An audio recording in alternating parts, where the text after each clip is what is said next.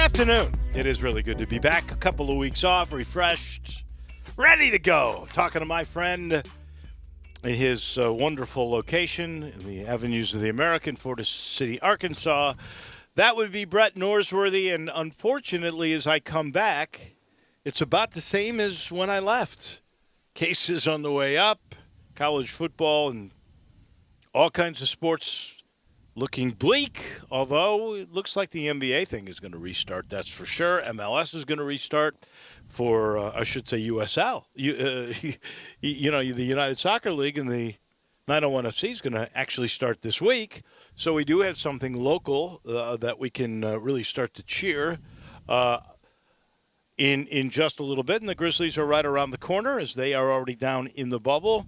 But when you talk about college sports, that looks more and more as if we're football fans, get ready for it to be a spring sport. That's at least from every indication that I'm getting from everywhere I look. It certainly does not look good. We've got a great show today. Ted Butler is going to join us in about a half an hour, and man, am I going to give him some grief. I bring him in to take over the picks, to be careful for me so that I'm not sabotaged by Brett and by Drew and by John Goen. And what does he do? Immediately gets me nothing. I'm down in last place. David Cobb's been busy. A lot of college football stories that he has written today, and we will chat with him at 4 o'clock, at 5 o'clock. I can't wait for this, and you really kind of surprised me, Brett, with it. Bill King, who used to be on my radio show with George Lapidus. Really, that second hour was mine back in those days, and he was just starting to become the recruiting guru. This is like 1983 or 84. And he's coming on today. So what a great show you have put together. It's good to be back. How are you? I'm well, Dave. Glad to see you. Glad to hear from you. And we knew, Drew, Ted Butler with the most thankless job in sports. It was like being Vice President Dan Quayle. Let me just say. There was no way he could win. How could he? Come on. He could have done better than that. What did he get me? How much money? If you had won, you gave him the picks. If he loses, he picks independently. No, there was no way Ted could win. I would have given him all the credit. Now I'm going to give him all the grief because he was terrible. Really and truly, Ted followed the master plan, didn't he, Drew? I think he did. I think he picked the exact same way you would have won. No way. No way. Justin Rose. What a joke. Ted wrote it out with Scott Stallings. Twice, Scott Stallings. Well, he did make the cut both times at least. My goodness, what a tough couple of weeks for me in golf. And then the news, of course, there will be no crowds at the WGC Memphis. And then on top of that, we learned today, part of the news of the day, no fans the rest of the year at any PGA event, which means, I guess, Augusta National. No crowds for anything. Yeah, it really looks daunting. The news is not good. I wish I could be more favorable about college football, Dave. I don't share any of the spring sentiments you share at all because you would be asking players to – all right, let's just look at the calendar if we did it in the spring. So August would be February, September would be March, October would be April, May would be November, and June would be bowl month in December and wrapping it up. There's not a prayer. If we – truly care about player safety, how can you even say you care about player safety and you ask them to play that and then take about 45 days off and report to August 1st for 2021? I don't think there's a chance it ever happens, and I am beginning to think my 1 on a scale of 10 that got as high as 4 at one time is about – you're not at 6 anymore, are you? No. I still think if you put a plan together and you started playing in January and you played 8 games and then a bowl game. How you gonna put a plan together, Dave? They've had since March 11th put a plan together for this year, and Greg Sankey and many others were scared to lead, dilly-dallied. The new commissioner of the Big Ten, that nobody even knows his name, got out in front of all of college football last week after the Ivy League made their decision, and then got a a willful idiot in Larry Scott to join him, and now the SEC at best pigeonholed if there's a 2020 season, and at worst no 2020 season. Well, let's face it. And if it is, it'll be all conference. And if it's all conference games around the country, and that's the best case scenario. And I know there are a lot of full-throated comments today around it, but we've had a lot of full-throated comments. Out there in April and May when Sankey and a lot of the powers that be of the SEC were saying full stadiums, on-time start. Why weren't they putting together a plan? Why did they get to Monday, July 13th, and the 25-bell fire alarm rings, and they have to start a really organizing day? And Dave, I can tell you there are at least 2, if not 3, SEC schools that don't want to play at all, even if there's a 10-game conference only. But the idea, if you go conference only, what we miss out on? Army-Navy. I know, and there may be some exceptions that would be made for that kind of a game. That may be the only exception, because we know this for a fact that Navy breaks all the conference rules with championship games and everything by playing that game after the conference title games. So I would suspect that if there's one non-conference game that is played this year, it would be that one. One of the plans discussed today at the SEC meeting was even this 10-game SEC schedule, bring in the 21 and 22 crossover games. For instance, for Arkansas, that would be going to Georgia and playing South Carolina at home. For Ole Miss, that would be going to Tennessee and playing Kentucky at home. For Alabama, that would be going to Florida and hosting Vanderbilt. But even under 10 games for everybody, maybe even front load it with some of the more traditional bigger name rivalries. So if there is a shutdown, you have already played the big rivalries and you keep that going with even a test case of being maybe Georgia and Florida opening weekend. When would they play Alabama-Auburn? Maybe early. Mm-hmm. I think the thing you really most have to do, maybe the operative word, is that you have to have as many different plans and scenarios as you can possibly put in play. As you just said, this could start and then end. It could start and restart.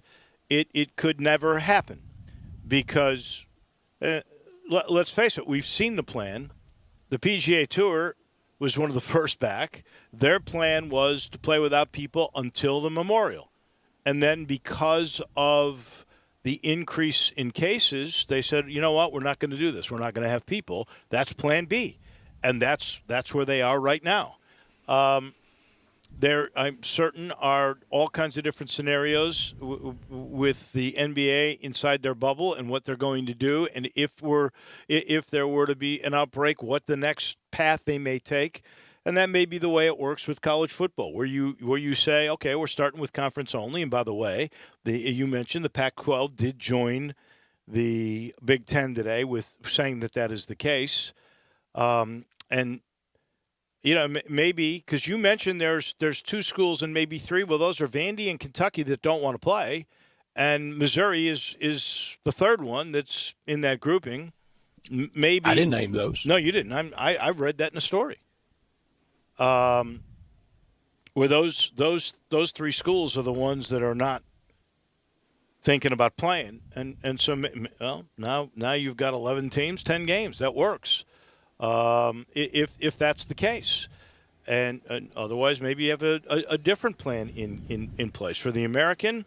Maybe there will be a school or 2 that won't want to play. Maybe everybody will play, and maybe you figure if you're worried about having to delay till January, then you only play 8 games. So you've got to have a bunch of different scenarios, and as the key word, as Jack Salmons taught us this, I don't know, a month ago, everything's fluid, and everything is going to have to be fluid if there's going to be any case of playing any games. I mean, if we see case loads like we saw yesterday in the state of Florida, well, we're just not going to be able to play until there's a some kind of vaccine. By the way, now 153 vaccines being worked on. Yeah, the vaccine seems to be the miracle drug, but we don't have it yet. No, and until we do, this is what we know. This is what we know today.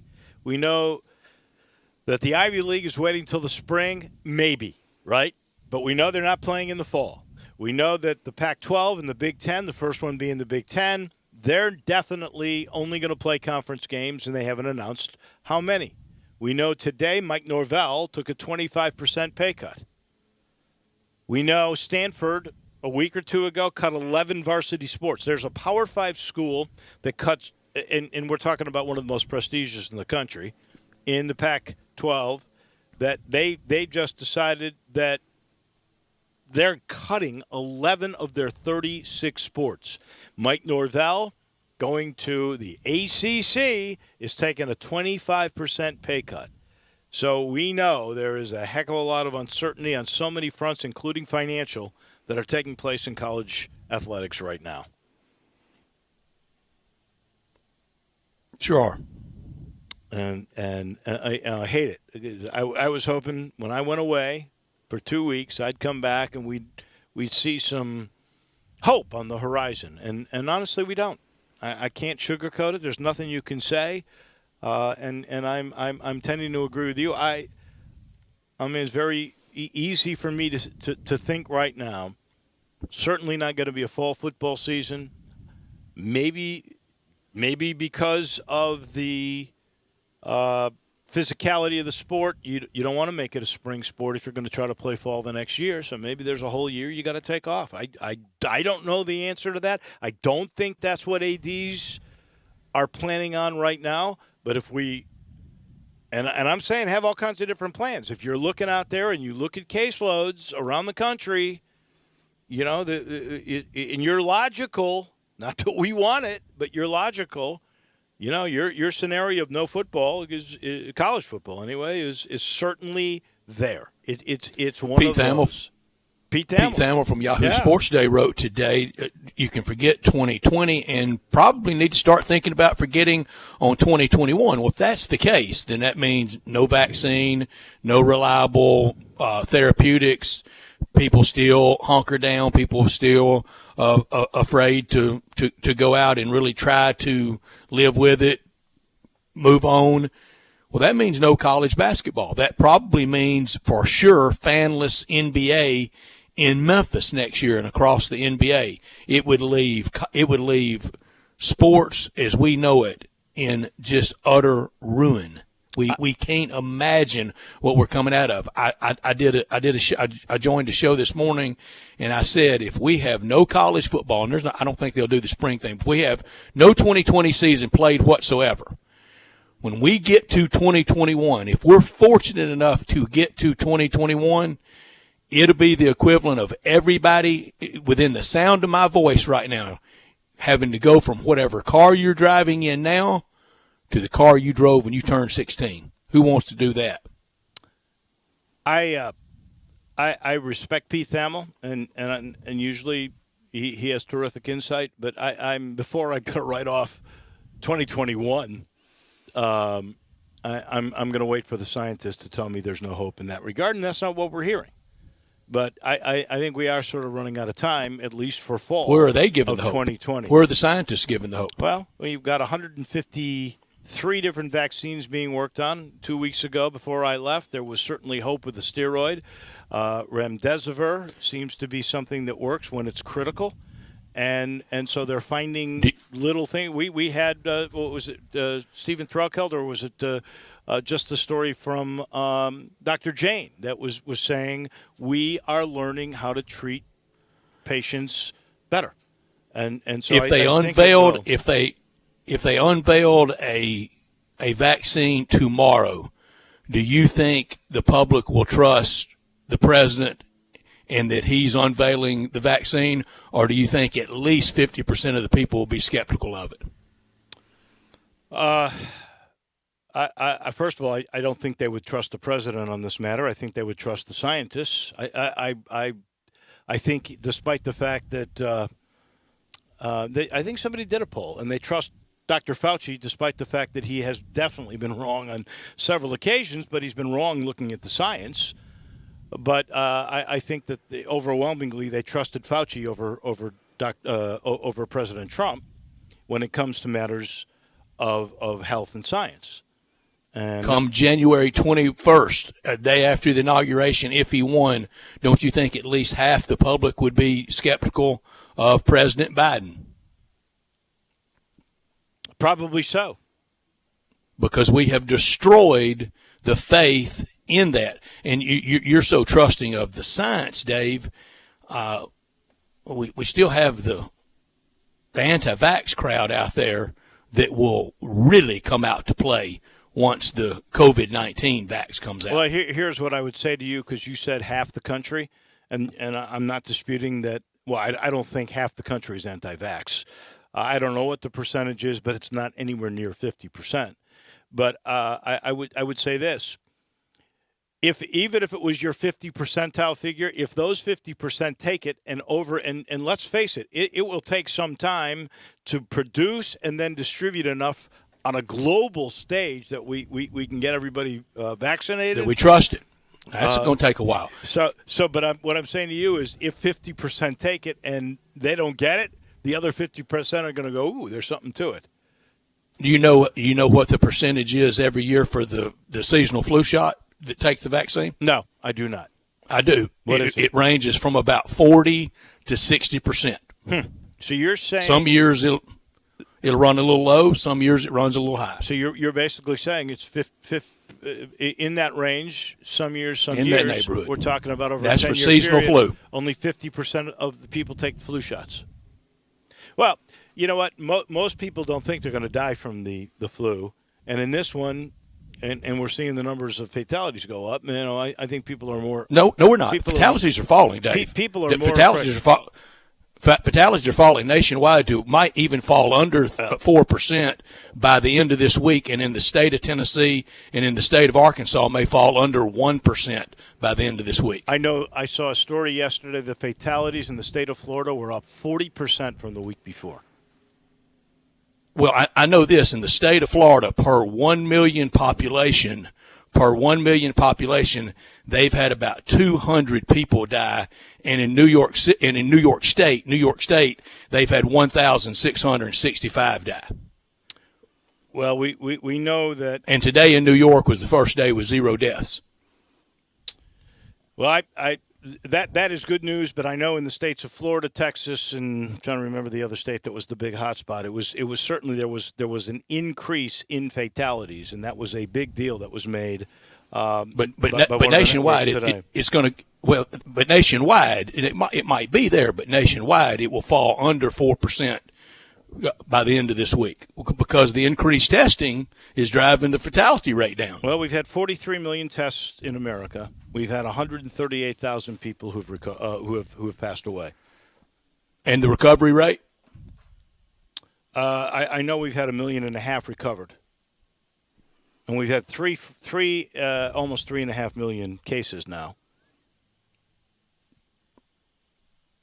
So the recovery rate running way above a fatality rate. Well, when you talk about 1.5 million recovered and 138,000 dead, yeah, you look at that. And out of 300 million people, we're then talking about 0.04%. Mm-hmm. This hour brought to you every day by Lexus of Memphis, 2600 Ridgeway, and online at lexusofmemphis.com. Call them at 901-362-8833. Lexus of Memphis offering the Golden Opportunity Sales Event. Great offers on all 2020 models and always special lease options. If you've ever thought I'd look great in a Lexus, well, guess what? Lexus of Memphis thinks you would look great in a Lexus as well. Drive in luxury and confidence, knowing that every new Lexus comes with complimentary first and second maintenance services. Stop by Lexus of Memphis today at 2600 Ridgeway and put yourself in the driver's seat of an all-new 2020 flagship LS500, and you'll be looking and driving great. Lexus of Memphis, the highest standards in the industry. When you purchase a Lexus, you get top-of-the-line engineering and design, and that makes for the luxury driving experience. 901-362-8833. Online at lexusofmemphis.com. Experience amazing at Lexus of Memphis. Top story of the day. So when it comes to the COVID news, 17 bars and restaurants today filed a federal lawsuit against the Shelby County Health Department. It's not that they don't want to follow guidelines, it's they want to be treated the same, and this goes down to the 50% rule on if you have over 50% of your sales geared toward alcohol as opposed to food, you're considered a bar and you're not allowed to reopen. So those 17 bars and restaurants are going to be treated the same as every other restaurant that is open, which means closing at 10 and all the other guidelines and protocol that you're supposed to go through. We did have 153 new cases. There was one new death. We now have 13,855 in Shelby County. 9,146 have recovered. 222 have passed away with that one new death. In Shelby County, 86% of the acute care beds and about 88%, I believe, of the ICU beds are filled. Now, 15% of the acute beds are being used for COVID-19. So, small percentage. For the ICU beds, 40% of those beds are taken by the COVID-19 cases. The bad thing is, with all the testing, that rate continues to rise. It is now above 16% positivity rate on all the tests that were given in Shelby County. We mentioned 3.5 million or thereabouts cases in America. We've given you the numbers on that. We've had almost 43 million tests around the world, 13,135,000 cases, 573,000 fatalities, 7.5 million recoveries, and now 153 different vaccines being worked on, and some of those have gone through at least 2 different testing periods. My top story today, the meeting in the Birmingham offices of the SEC, probably the biggest meeting since the league was formed in 1932 in a meeting in Knoxville. Greg Sankey has been very reactionary, and he had the Ivy League last week and a new commissioner of the Big Ten, and Larry Scott, go out and get out in front of him, way ahead in front of him last week. Now he's reacting once again. He was scared to lead. If we have a season, it'll be conference games only, and a uniform number of games for conference play is what the Big Ten has dreamed of and what the Pac-12 has dreamed of. Everybody have the same number, and they also have dreamed of conference champions being the New Year's 6 teams for the bowl games and for the playoffs, and now that feels like that will be forced on the SEC. Mike Slive and Roy Kramer would have never, ever been this weak. Not top story of the day. Well, that is news today that the ACC has postponed what they were going to call their virtual media day. Does that mean anything beyond just canceling media day? Let us hope not, because they're one of the 3 Power 5 schools that have not yet decided exactly what they are doing. And it sort of goes along with the line of everybody now considering exactly what is out there to, basically try to figure out a path that no one really knows exactly what they can do. Pretty confusing all the way around. My not top story, Woj bomb. Nope, yeah. F-bomb from Woj, and it was directed at a United States senator. That's fine if you do that at your own private email or at your own Twitter account, but he is at ESPN Woj, and the email was sent on his ESPN account. They have a direct policy against that, and for social media directed with that kind of language at someone. And let's reverse everything. Let's say it had been Kirk Herbstreit with the very same blank you sent to United States Senator Elizabeth Warren. Kirk Herbstreit would have been fired by now. And the senator in question does not want Woj either suspended or fired. He wants him like to do something really novel. Investigate the NBA links to China. That would be an interesting story for sure. I'd love to see Woj on that. I love that take. I think Woj should have been suspended.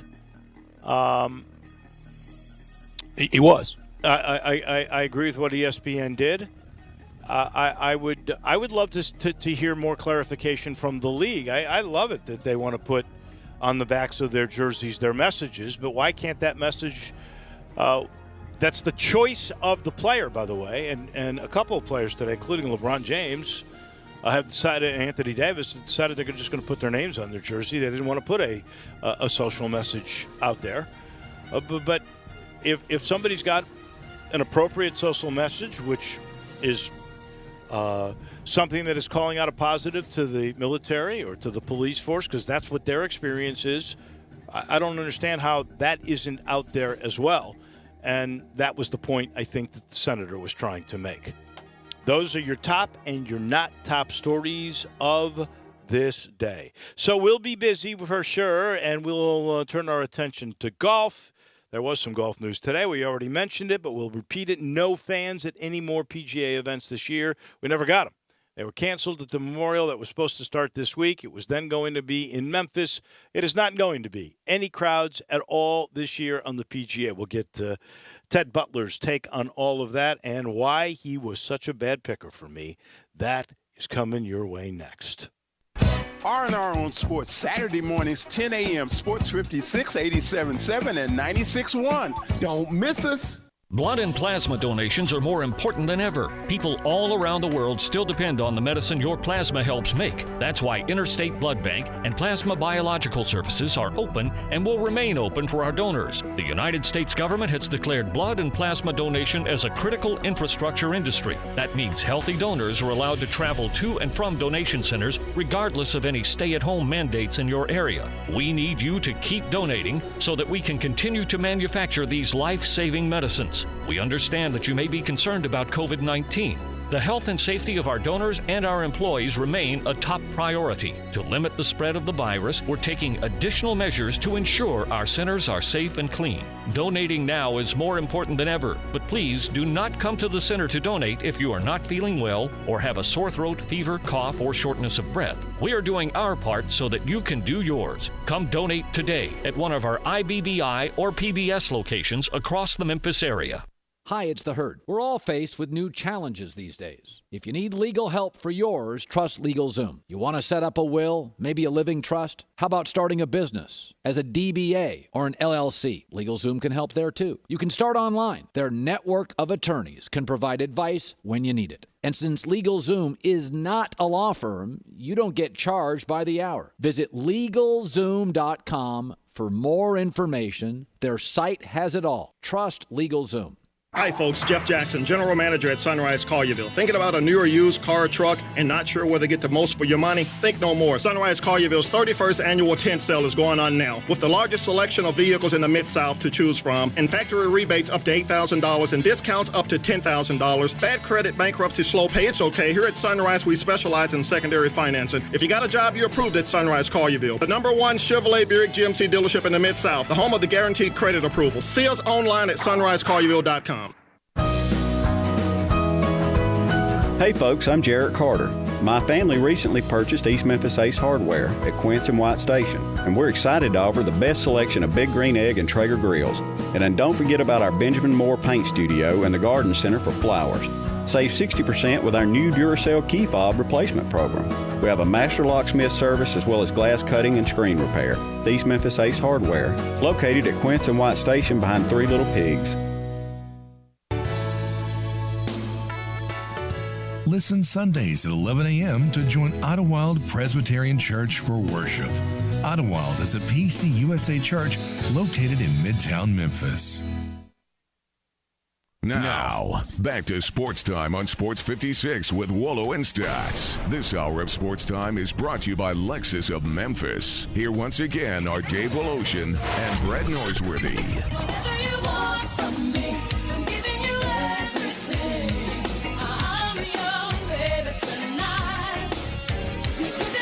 Welcome back in, cruising through our first hour on this hot Monday.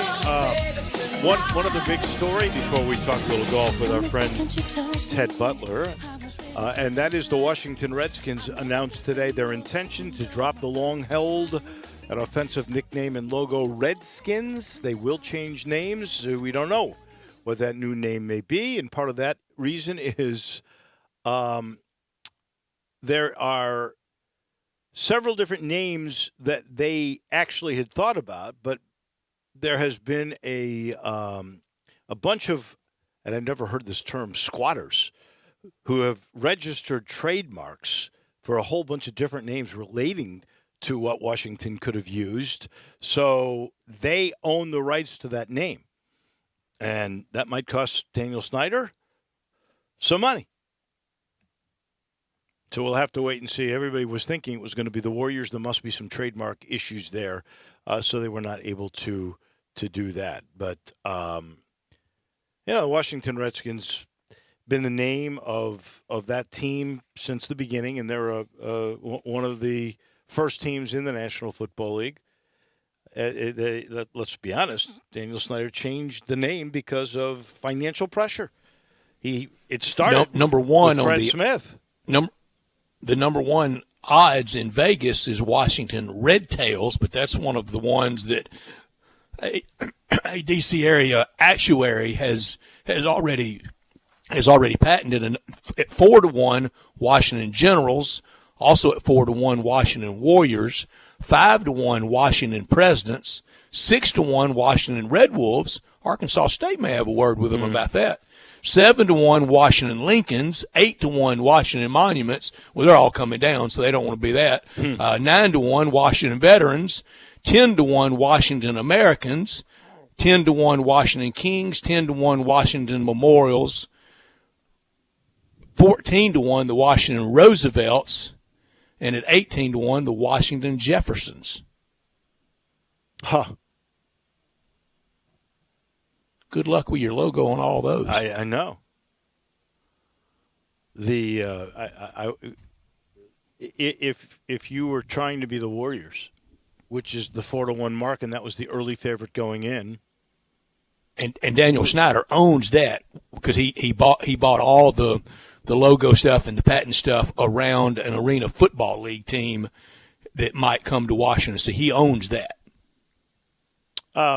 He is going to, as much as he did not want to do this, and let's face it, financial pressure from FedEx and Fred Smith and Nike and Amazon and a whole bunch of folks who put the pressure on, he's going to end up making money anyway. He's going to make hand over foot money because all of the old Redskins paraphernalia will be gobbled up as collectors items, and then everybody's going to buy the new stuff or whatever it may be.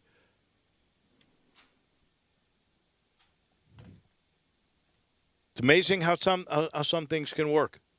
He's forced to make this move, and he's going to end up making money off of it. But it is a move that, in this day and age, was the right move to make. I don't think there's any question about that. It was quick. It was quick. It was quick in this time frame, but it was a long time. Right. Well, after Fred Smith got involved, and the other minority owners, and let's face it, Daniel, he only owns 60%, right? I think the minorities own 40%, and they were pretty well grouped together, and pretty stringent on what they wanted to see happen.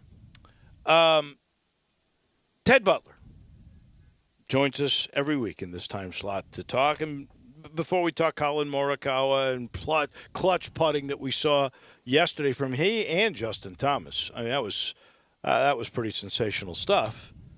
I just have to ask you straight out, Ted.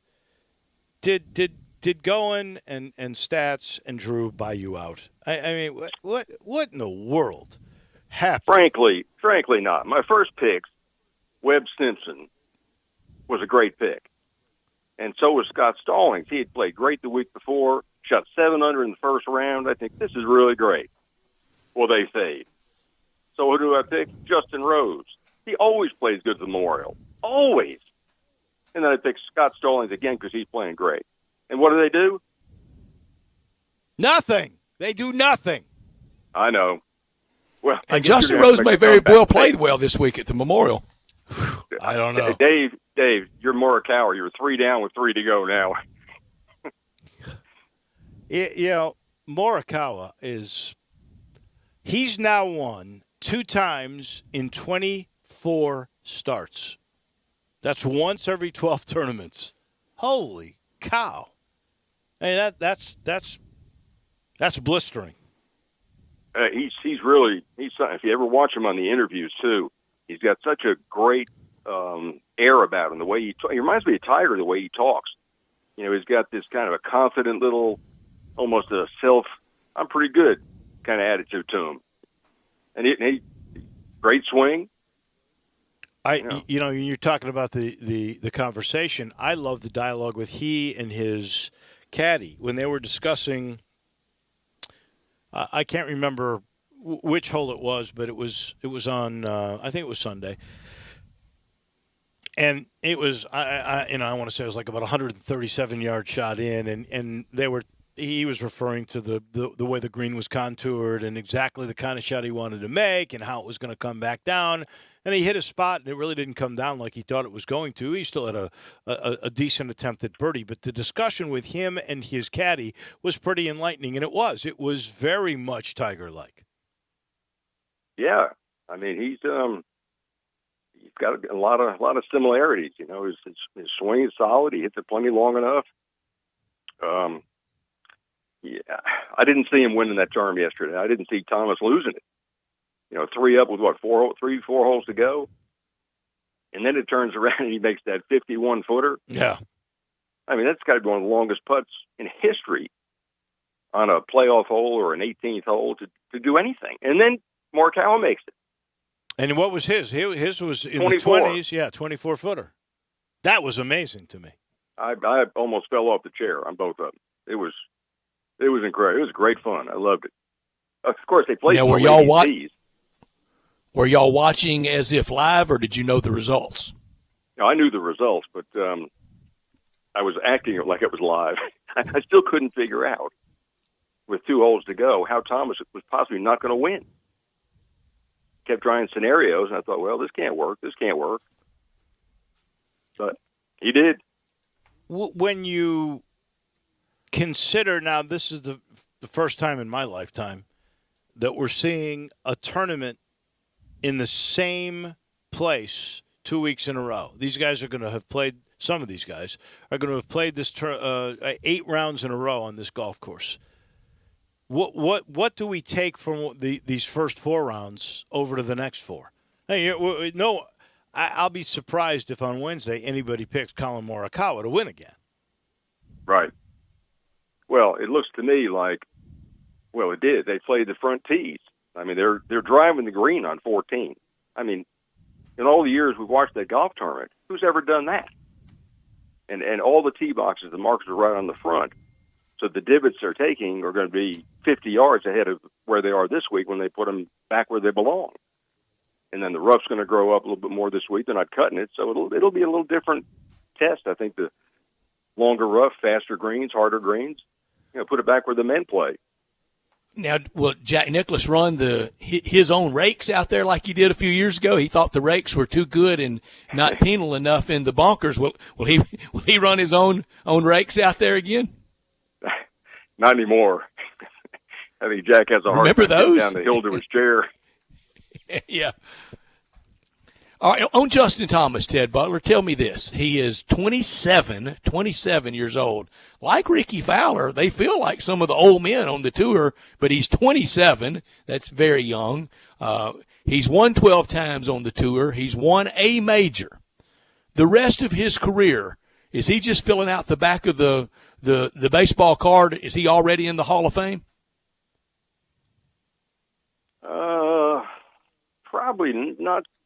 Probably not quite. I think he needs another major and maybe a couple more wins. But he's got him in him, though. He's a great player. I don't know how he can not win. I would think another 10 or 12 tournaments and a couple more majors. I think he's Hall of Fame stuff for sure. I'm trying to remember, what is the LPGA? And Drew, maybe you can find this for us real quick. The LPGA it's much tougher than regular requirements to get into their Hall of Fame. I want to say you got to win 20 times. Is that right? I think so. It's much tougher than the men's, right? But to me, I think it should be a variable that we put so much emphasis, and I think that's right, on the majors, because that to me is the barometer of the greatness. But if you win 10 tournaments and 2 majors, you should be in. If you win 1 major, maybe it's 15 or 20. I'm certainly willing to talk about that, but it should be sort of a sliding scale, I think, in order to get in. And I think Justin Thomas is going to get in. Believe me, I think he's a good enough player, and I think he's really strong-minded, and seems to have such a good swing. There's not a quirkiness like his buddy Jordan Spieth, who had that great beginning to his career and now seems to, really the last couple of years, has totally lost it. And I'm not sure what exactly it is. You probably know, but I do not. But I think we should have some set ideas as to what makes you a Hall of Famer. Have you got that, Drew? Yeah, I got it for the LPGA. What is it? Must have been active on the LPGA Tour for at least 10 years. Must have won a LPGA Major Championship, the Valera Trophy, or Rolex Player of the Year honors, and must have accumulated a total of 27 points, which are awarded as followed: 1 point for each LPGA official tournament win, 2 points for each LPGA Major Tournament win, and 1 point per point for each the VAR Trophy or Rolex Player of the Year honors. So you have to 27 points throughout all that. Wow, 27 points. So that could be 27 wins, or it could be a combination of the other, and the 2 for the majors and 1 point for all those other accolades. So that's hard, but that's what it should be. It should be for greatness. Absolutely. I'm not even sure what the men's criteria is. I think it's 2 majors, but I'm not sure how many others. I'm not sure. No, because John Daly has 2 majors. Yeah. He's not in. He won't get in. Well, there's got to be some other ones in, too, like 10 or 12 other ones. I think there's no criteria. I think it's all by feel. I think it's none either. It's just how by feel. And when we had this discussion over Andy North, he's in, but 2 majors. 2 U.S. Opens. And how many other wins? I don't remember. I don't remember. I can tell you this: it's under a handful. I want to say 2 or 3 wins, maybe. It was a handful. Yeah. Do you, Ted or Stats? Do you put more stock in a particular major? For me, and I believe me, I love Augusta. I love the Masters, so I'm not putting it down. But the truest test for me is going to be the U.S. Open, because they make it as hard as it could possibly be. And it's a certain kind of player that gets it.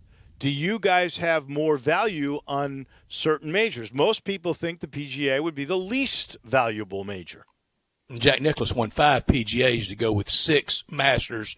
It was 6 Masters, 5 PGA, 4 U.S. Open, 3 Open Championships. Ted, do you have more preference of one? Well, I think under the right conditions, the U.S. Open has got to be the best one until they did all those crazy golf courses 2 or 3 years in a row. There were Chambers were Bay. 100 yards. They took it away from the really great golf courses for a few years. But that's got to be, and the British Open never does that. They're always playing something really hard. Well, they did. PGA's not it for sure. They did take one last year that did not look like a links course almost, right? What was that one? The Open Championship last year? In Ireland. In Ireland. Right. It was still a hard course, though. Well, yeah. Yeah. Augusta's a hard course, too. Well, you don't see any 20 unders at Augusta. Well, Augusta's the only place that they play the same major every year, too. I mean, it's because it is the most astonishingly beautiful place ever that I've seen for a golf course. Oh, I agree with that. Having played it myself, I agree with that. Standing on number 12 tee is the scariest thing in all time. Drew, are you saying they do have requirements for the men? Yeah, from what I was just been able to quickly research, you have to be age 45 or older, and to be eligible, a player must also have a minimum of 15 official victories on any of the world tours, or a minimum of 2 wins among the major championships and the Players' Championship. Wow. That So is it's a lot easier. a lot easier. So you got to be at least 45, 15 victories, and That's that on could any be tour. on any tour. European tour, Asia tour, anyone. Corn Ferry Tour. Yeah, probably. Wow. No way. I don't know. It does say No, any tour. no. That says any tour. Well, I'm going to have to research this. In my mind, it was like 2 majors and 12 regular tour events. I'm not talking Corn Ferries or stuff like that. That for some reason, that was my thinking. When guys like Weiskopf were, trying to enter Fred Couples with 1 major, you wonder they should be in, but it's a little shaky. To me, I like the idea that the LPGA has with the points, because if you were to win 1 major but you won 24 tournaments, my goodness, you should be in. It would seem that way. Yeah. So what's the criteria for baseball's Hall of Fame? I mean, and It's field. basketball. And No, I was just reading a story today. Got my dander up. Minnie Minoso. How is Minnie Minoso not in the Hall of Fame? I don't know. There's no absolute for sure criteria. All right, this week Memorial. Who's? Why should I ask you who's going to win? I'll tell you what. You tell me who's going to win, and I'll definitely not pick him. Well, I can tell you for sure who I want to win, but I got a little bit of a thinking once again. It started last year when he started playing better. Was Patrick Cantlay? He had a great finish yesterday, and he's been in kind of quiet for a while. I have no idea what kind of shape Tiger's game is in. I would think it's good from the things we've seen. He's in healthy. the exhibition and stuff, but he's not tired. Yeah, well, you're talking me right back into it, and like I never left it. I mean, I think he's got a real good chance to win. I'll say that. Stats, do you think Tiger's going to win? If you don't take him first, I'm taking him second. Wow. If you take him, I'm taking Justin Thomas.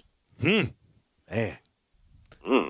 Yikes. Justin Thomas has to shake off the cobwebs of what just happened. But you know what? We've seen that before. He's too young to have cobwebs. Look at Rory McIlroy, how he recovered after the disaster at Augusta. What was it? The next major did he play? Did he won? I'm trying to remember.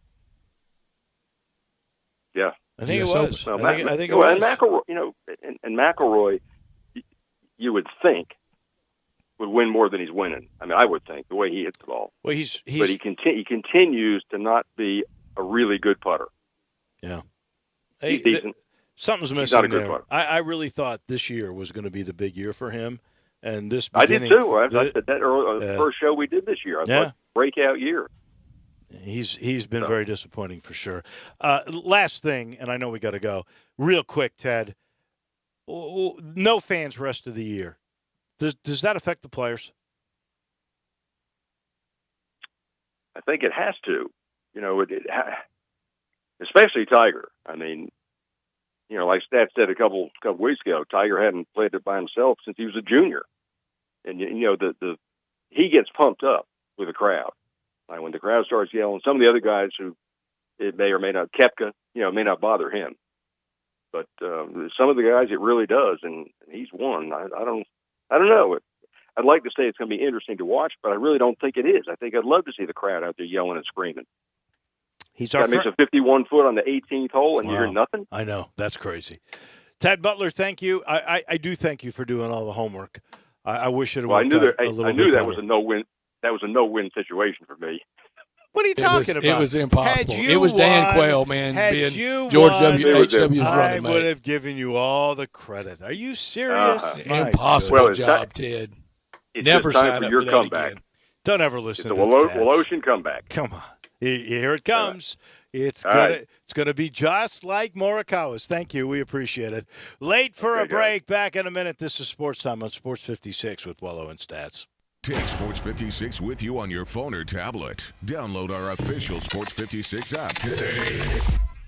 At First Bank Mortgage, their core purpose is to help you get to a better place. That better place may be a lower monthly payment, that vacation you thought was impossible, or getting into a home with a fenced backyard where your kids can play. To get into your better place, First Bank Mortgage makes decisions right here at home. Dedicated to helping you get to your better place, First Bank Mortgage. Call Daniel Mooney at 901-462-0145 today. NMLS 741022. Equal housing lender. Save now on your 2021 swimming pool at Family Leisure. Buy now at 2020 pricing and save your spot for the first installation of 2021. Patio furniture 20 to 30% off. Play gyms in stock. Beat the heat with an indoor game table or slate pool table. Pool toys and floats up to 30% off. Family Leisure, Whit Road at I-40, where family and fun come together. Family and fun come together. Eat well and stay healthy with Sweetgrass Next Door's to-go and delivery service. From shrimp and grits to pork chops to chocolate chip cookies and more, feed your need. Located in the heart of Cooper Young Midtown, Sweetgrass Next Door makes for an easy to-go, pickup, and delivers to all of Midtown, most of downtown, and even East Memphis locations. For more information, visit online sweetgrassmemphis.com or call 901-278-0278 to place your order today. Gateway Tire and Service Center has a beautiful new state-of-the-art location at 5275 Summer Avenue. And for July, the new location on Summer has a great special. Buy 3 tires and get the 4th at no charge. Visit the new Gateway Tire and Service Center with 28 bays for quick service, super safe curbside service, or lounge seating 6 feet apart. Check out gatewaytireandservice.com for coupons too. The new Gateway Tire and Service Center, 5275 Summer Avenue. Call Matt for details, 901-683-8335. Now, back to Sports Time on Sports 56 with Wolo and Stats. This hour of Sports Time is brought to you by Lexus of Memphis. Here once again are Dave Woloshin and Brett Norsworthy. Welcome back into the Family Leisure Studios. Family and fun coming together at I-40 and Wooden Road. And now you can save on your 2021 swimming pool. You can buy now at 2020 pricing and save your spot for the first installation of 2021. They're always thinking ahead. Patio furniture, 20 to 30% off. Play gyms in stock. They'd run out. They got them back. Beat the heat with an indoor game table or slate pool table. They got pool toys and floats. They're up to 30% off. Family Leisure, making your backyard a staycation place. They just had on ESPN a picture of Mark Gasol in a Lausanne uniform, and now the new skinny Mark. I'm sure you guys have seen this new look of Mark. I mean, he's skinnier than Pau. And I'm going to make a bold prediction, and I hate to say this, but I really think it's going to happen. Do you remember the weight loss when I'm having – I see his face, and I can't think of his name right now. The number one golfer in the world against Tiger Woods. He lost a whole lot of weight. Kid from Georgia. Come on. You know who I'm talking about. Patrick Reed. No, this is back when Tiger was coming on. He was number one in the world for a short period of time. David Duval. Gosh, couldn't think of David Duval. David Duval decided when he saw what Tiger was doing and the physical shape that Tiger was in, David Duval lost about 25 to 30 pounds. He looked fantastic. His golf game has never been the same. Seriously, never been the same. And I think part of Mark is his ability to use that mass to gain position, to use his leverage, even though he could step out and shoot over everybody, and that should still be the case. I really believe that bulk, even though he slimmed, it wasn't like he was at Lausanne, but he had slimmed down enough, but still had enough bulk, I thought, that really played a good role in his game. He won't have that anymore. I think he's going to have a harder time inside. I'm not sure this is going to be a big positive for him. I hope it doesn't have the David Duval effect, but I think it will. Late in his career to be having this radical of body change, but you're not asking the NBA aircraft carriers to bang around down low anymore like we used to ask them. Yeah, well, that is true. You sent me a message. The Masters has not yet announced whether they will have fans. I know that they are their own entity, so they don't necessarily answer to the PGA or even the USGA for that matter. They're their own invitational. But there are certain protocols, don't they have to follow, that the players, because they're a part of the PGA, will still have to they follow? try to, and they would like to follow them. And also, you got to remember the 2020-2021 season will reset in the fall, and some of those events have not been ruled out yet. But there aren't many weeks for us picking left this year. We're going to tack the Masters on at the end. The schedule is slowly going away for the PGA Tour for the 2019-2020 portion of it. So you're telling me I'm running out of time? We don't have many of. I don't think there, but about 6 more events and the Masters that we pick. Now 3 of those will be double. Memphis will be double. PGA Championship will be double, and the Masters at the end of the year will be double. Mm-hmm. Man, and the U.S. Open will be double. Oh, so US, we got 4 left that will be double. I'll need them. But there aren't many weeks of picking left. I will say that I think the PGA has given us some hope.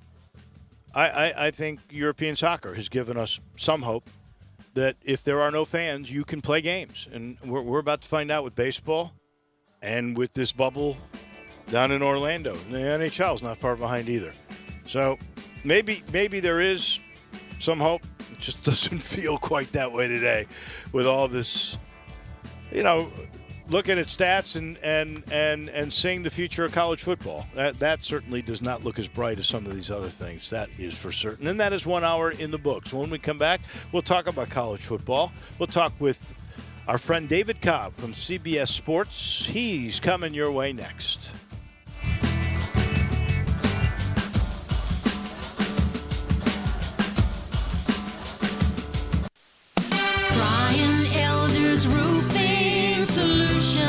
Chris Price here for Brian Elder Roofing. The storms we've had over the past several months have been devastating to our communities. The rainy season is ahead. You may have not even noticed the dripping in your attic, water stains throughout your home, or even worse, mold and mildew. Please call Brian Elder Roofing and we will send out our project managers to assess any damage. We will not try to sell you a roof if all you need is a repair. We will measure your roof from outer space. 0% for 60 months, even no payments till 2022 are available with approved credit. If you've noticed missing shingles, water stains, leaks in your roof, call us before you call your insurance company at 867-0303. That's 867-0303, and we will provide a free, thorough inspection of your roof's condition. Call 867-0303. Brian Elder's Roofing Solutions. Progressive Motorcycle presents Road Wisdom from the Motor. Half man, half motorcycle. You never really stop riding in your mind. Never. Unless you're thinking of something else. Like other thoughts. Progressive Motorcycle also presents Roadside Assistance. Progressive Motorcycle, for those who were born to ride. Progressive Casualty Insurance Company and Affiliates. I Buy Houses, 901-406-1101. That's 901-406-1101. I Buy Houses. I Buy Houses will buy a house in any area, in any condition, and yes, it's guaranteed to close in 5 days. If you need to sell your home quickly, call 901-406-1101. If you've been through a divorce, if you lost your job, if you're tired of renters, I Buy Houses can get you your money quickly. I Buy Houses will buy your home in Shelby County, DeSoto County, Memphis, Bartlett, South Haven, Horn Lake, Olive Branch, anywhere and everywhere in between in any condition. And yes, they're open 24 hours a day, 7 days a week. I Buy Houses, 901-406-1101. That's 901-406-1101. Grab that pen, 901-406-1101. I Buy Houses. At Jason's Deli, you can stuff yourself full of great deli food that's healthy, fresh, and best of all, it's not expensive. Jason's Deli is all about choice. Whether you're looking for a gluten-free menu, vegetarian sandwiches, healthy kids' meals, or if you'd like to invent your sandwich via the build-your-own selections, Jason's Deli has you covered. And they only use fresh, wholesome ingredients. Choose from the club and specialty sandwiches, paninis, wraps, soups, salads, pastas, and much more. I love the cleanliness in the restaurant, the hospitality, and of course the cost. They have a huge salad bar and great soups, including Southwest chicken chili, fire roasted tortilla, organic vegetable, tomato basil, and many, many more. And if you're planning an event, their catering department is fantastic and can handle any size party. Go check out Jason's Deli's 4 locations. On Ridgeway in the Park Place Center, that's my favorite, on Germantown Parkway in Cordova, at Poplar and Highland, and on Goodman Road in Olive Branch. We are Sports 56 WHBQ Memphis, WIVG-FM Tunica Memphis, and WPG-FLP Memphis, Flynn Broadcasting Stations. Now, more of Sports Time on Sports 56 with Wolo and Stats. This hour of Sports Time is brought to you by Homer Skelton Hyundai. Here once again are Dave Woloshin and Brad Norsworthy.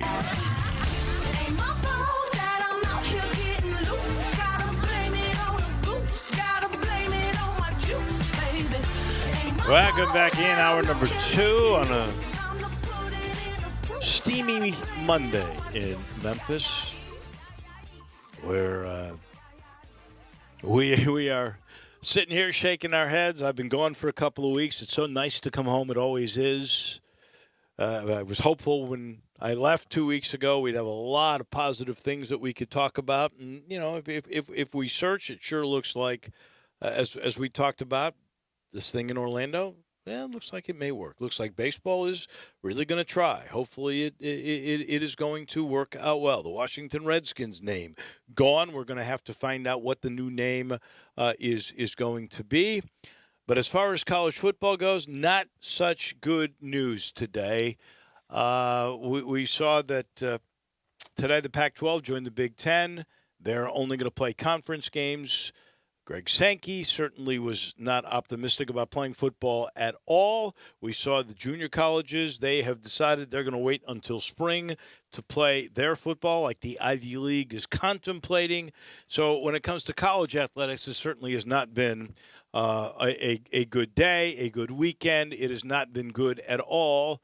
It is about where it was when I left 2 weeks ago, maybe even really in worse shape. I think we had more hope then. David Cobb from CBSSports.com joins us now. He's written several articles on college football this week. Let's start with the Greg Sankey article that you wrote for CBS expressing concern over even playing football in 2020. The big meeting today in Birmingham. Brett's already talked a little bit about the importance of that meeting. You tell me what you think we learned today from that and what your sense is about SEC football, if there will be a season at all. Well, from what I've heard, the league is not going, or at least is not planning to release any sort of a statement from today's meeting. But I would not be surprised if there are some details that leak once that meeting has wrapped up. I mean, this is too important of a moment in sports history, I think, for it to completely stay under wraps. I think some of these ADs have some things they want to communicate to the public that maybe they're not authorized to. So I'm kind of glued to the computer here and to my phone to see what may creep out of that meeting. But I don't think there's going to be an ultimate decision today because Sankey has repeatedly put forth the timeline of end of July for an ultimate decision from the SEC.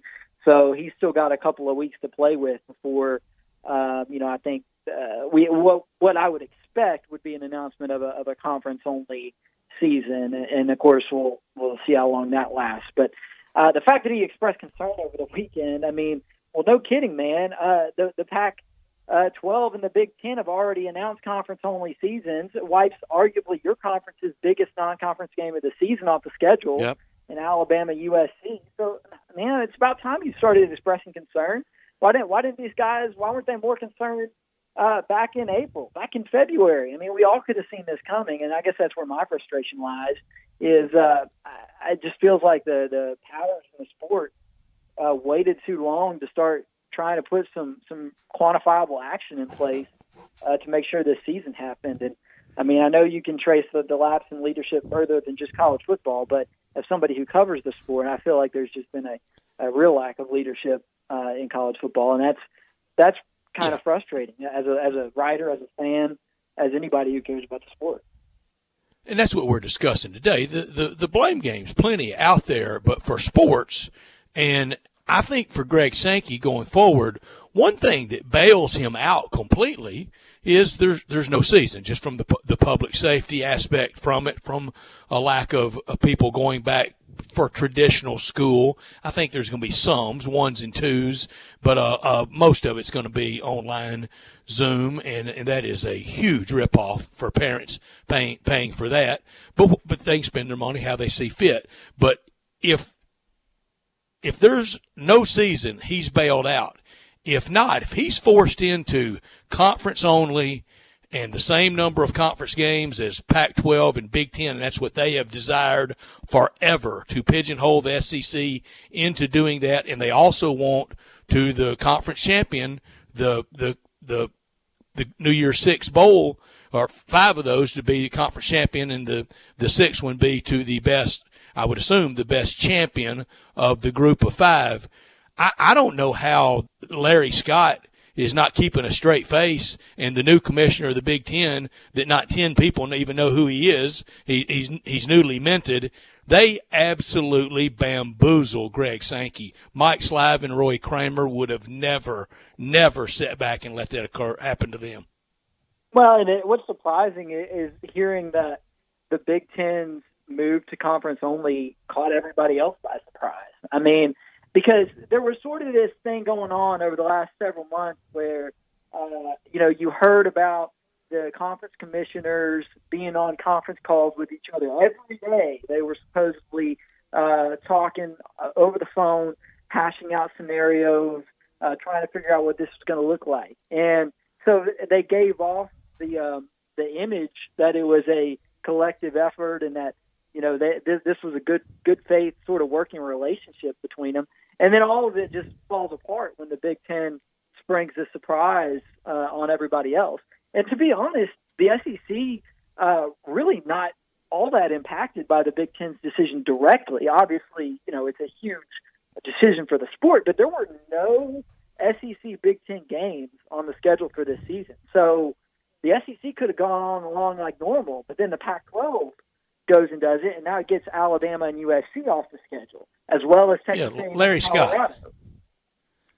The biggest joke in the commissioner world, and then into the weekend there were a lot of people I was talking to, but it was rebuffed by people that matter, that there was some hope of an ACC partnership. There's not one. There wasn't one, and I said that Friday closing because I love him to death, but I know David Cutcliffe well enough that when he issued that statement Friday afternoon that he was amenable, he was acceptable. In fact, he favored the ACC going conference only. David, that said to me, because David Cutcliffe, if there's anybody on earth that paints inside the lines, that doesn't get up near the edge of edginess, David Cutcliffe will not do it, and he would not have been making those comments unless he had already gotten the signal from the ACC bosses. He would have never gone out and been a lone wolf like that. So there was no ACC partnership. There's no partnership. There's nobody out there for the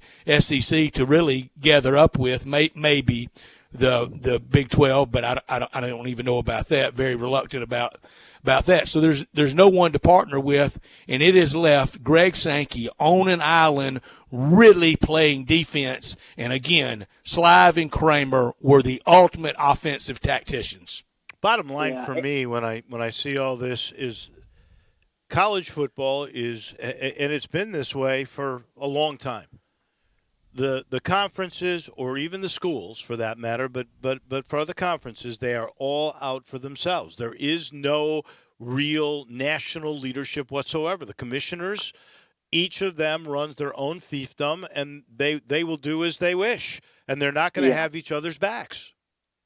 Yeah, and one usually leads in that. And David, if you'll look at it, that the old Rose Bowl alliance struck again. The Rose Bowl alliance, Big Ten, Pac-12, that forever they were the ones standing in the schoolhouse door preventing a college football playoff. And now with one, they get their way on ramrodding conference champions only. Dave, you're right. The reason why there was always everybody for themselves, and who got out there and led the most for themselves was Mike Slive and Roy Kramer, not Greg Sankey. I don't know what he's trying to do. He might win an ESPY. He might win a Profiles in Courage award at the Kennedy School, and he may have his job in jeopardy come next spring at Destin. Yeah, and he'll really be backed into a corner if the ACC does what is expected and announces they're going conference only, because then the SEC loses, I think it's 6 games. Florida, Florida State, Georgia, Virginia, Auburn, North Carolina, Kentucky, Louisville, Mississippi State, North Carolina State, and South Carolina, Clemson. So, I mean, and Georgia Tech. Georgia Tech as well. That's 7. So, at that point, it's a done deal. The decision's been made for him. At that point, there is no decision. At that point, the decision is season or no season. And I kind of think that's the direction this is going, unless the masterminds that are getting together today decide to kind of get out in front of something. Which, given what we've seen from the league leadership so far, I'd be surprised if that's the case. So it's not looking good. It's really not for college football. And what's so frustrating is I feel like that there should have been leadership months ago, and I'll keep saying that.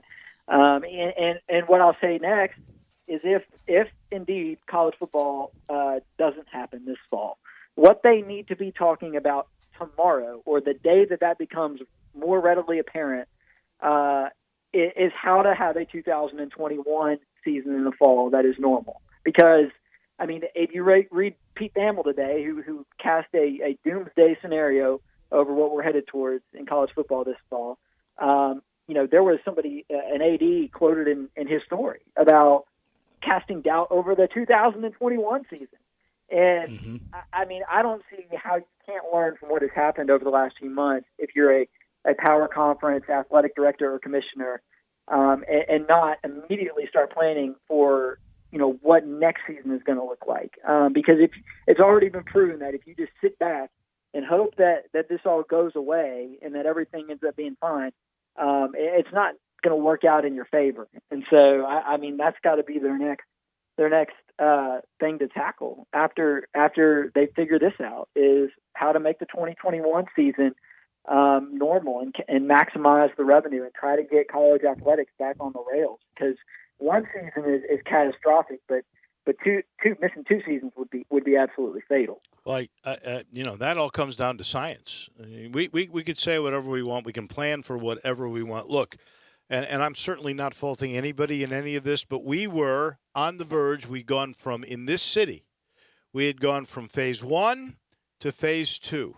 We were on the verge of getting to phase 3, and they stopped phase 3 at the deadline from going on because people weren't wearing masks anymore. They weren't social distancing anymore, and we got more cases. And we saw hospital beds fill up. And so we said, whoa, we're not going to go to phase 3.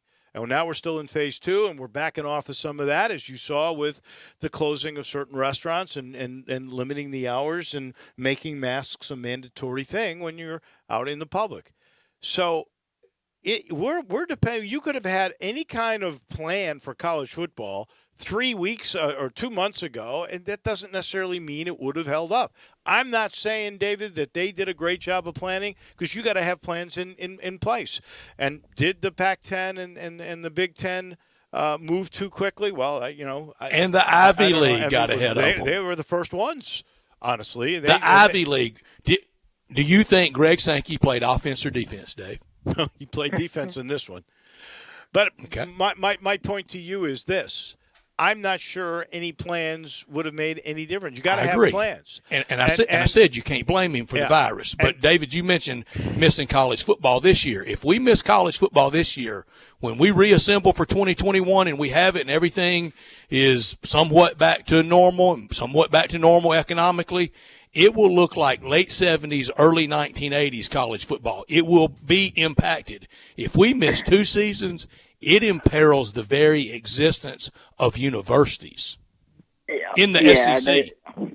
There's no doubt. I mean, that's just just mind-boggling to even consider. I don't even want to think about that. But I guess again, to me, that they couldn't have made plans that, like, and you're right. Like they could have made plans in April or May for this football season that ultimately would have been disrupted or changed or altered by the course of this virus. But at least they would have had something on the drawing board to work off of. There's nothing on the drawing board now. Their idea was to go back like normal and just pretend everything was normal.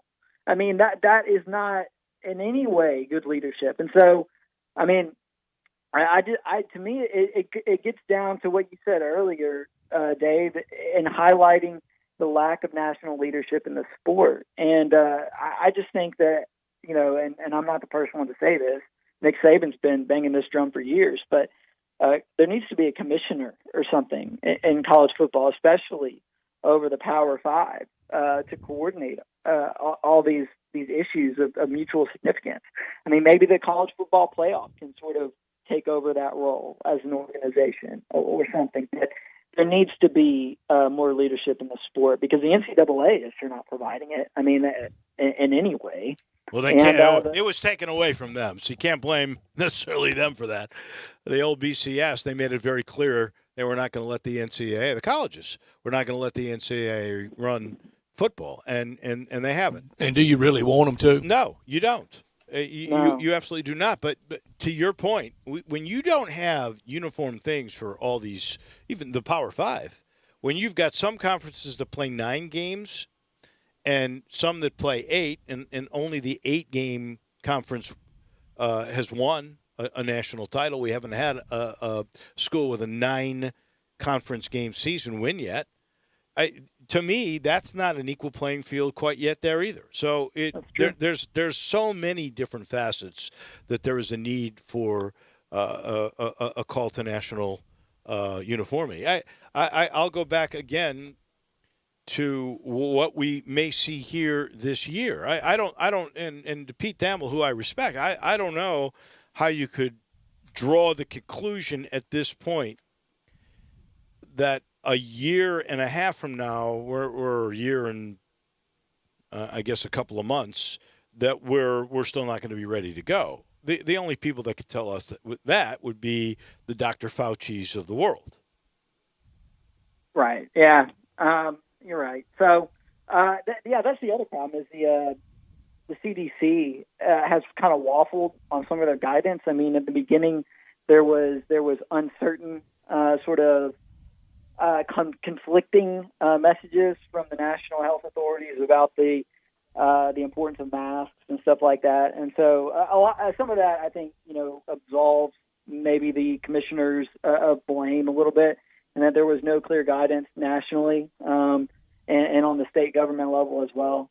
But, I mean, we got to figure out what the goal is here. We got to figure out what the objective or what the mission is here. Like, what are we aiming for? Like, what percentage Perfection. of positive tests in a state constitutes 0 a safe return to play? I mean, because if it's 0, I mean, if it's 0, what I tweeted in February when all this started is going to come to fruition, that there won't be sports until everybody that was alive on the earth in 2020 has died.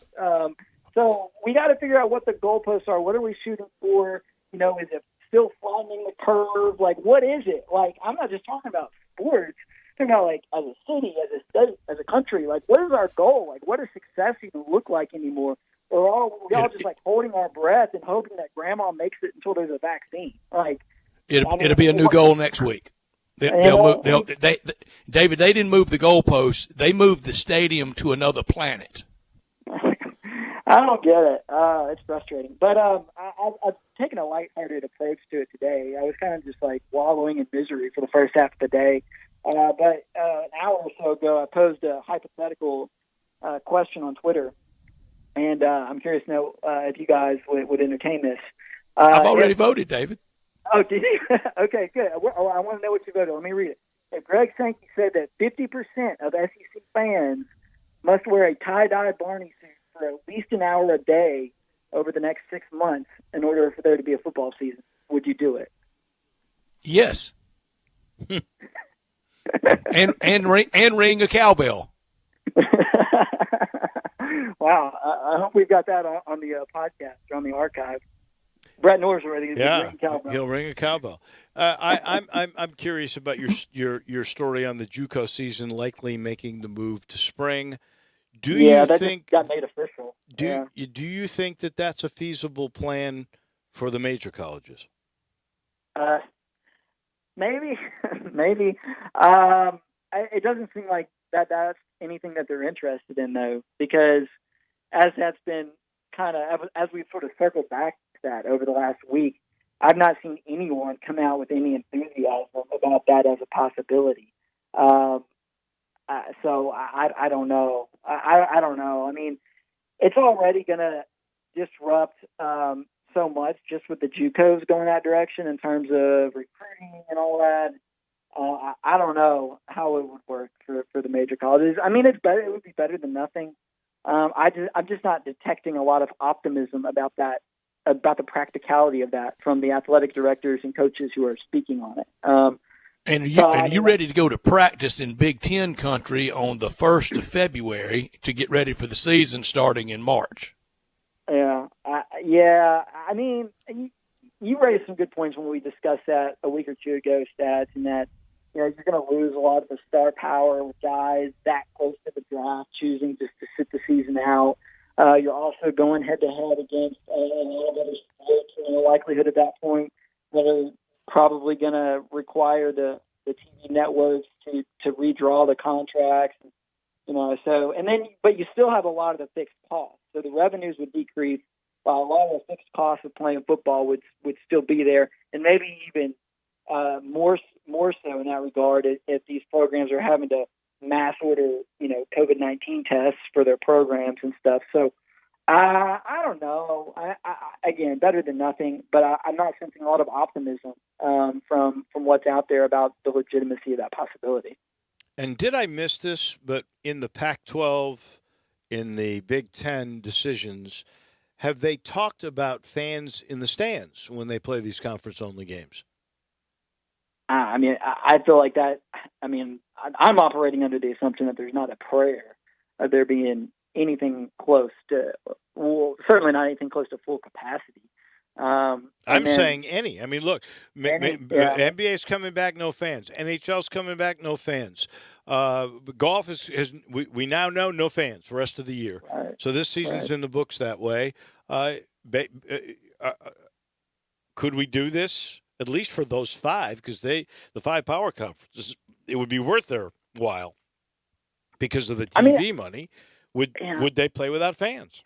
I almost think that you might as well just do it without fans. You just reduce the risk, and then think about all the measures that they're going to have to put in place and pay for just to screen those fans who do come in, and all the extra staff it'll take to ensure that guidelines are being adhered to, and all this. I mean, to me, it's almost like the expense of trying to do limited fans would outweigh the pro of a little bit of extra revenue.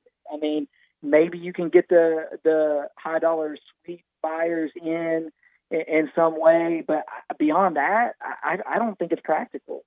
And for a school in a conference like the American, like Memphis, you if you don't have a percentage of people in there, I don't even know if it's worth playing, because I was told this number that is pretty high. Testing that you would have to have on a regular basis for your entire football team on the annual ledger would be about $500,000 to test. You just lost $750,000 from that Purdue game. Your television money is not the kind of money that you can make up those kinds of expenses. And if you're not allowed people in, I just don't know where you get all this extra expense, particularly since they've just decided they were going to cut the budget 14%. I mean, you're talking about without people, it becomes a real money drain. Yeah, well, I mean, the TV revenue, even for the American, I think would make it worth it. But still, I mean, the Iowa State AD had a really good letter to their fan base today, in which he laid out a lot of the potential financial ramifications of this. And so, you're looking at a reckoning for college sports right now, and that's the only reason why there's so much adamance about trying to figure out a way to make this happen, because we've seen it all over the country with programs cutting their sports, the number of sports they sponsor.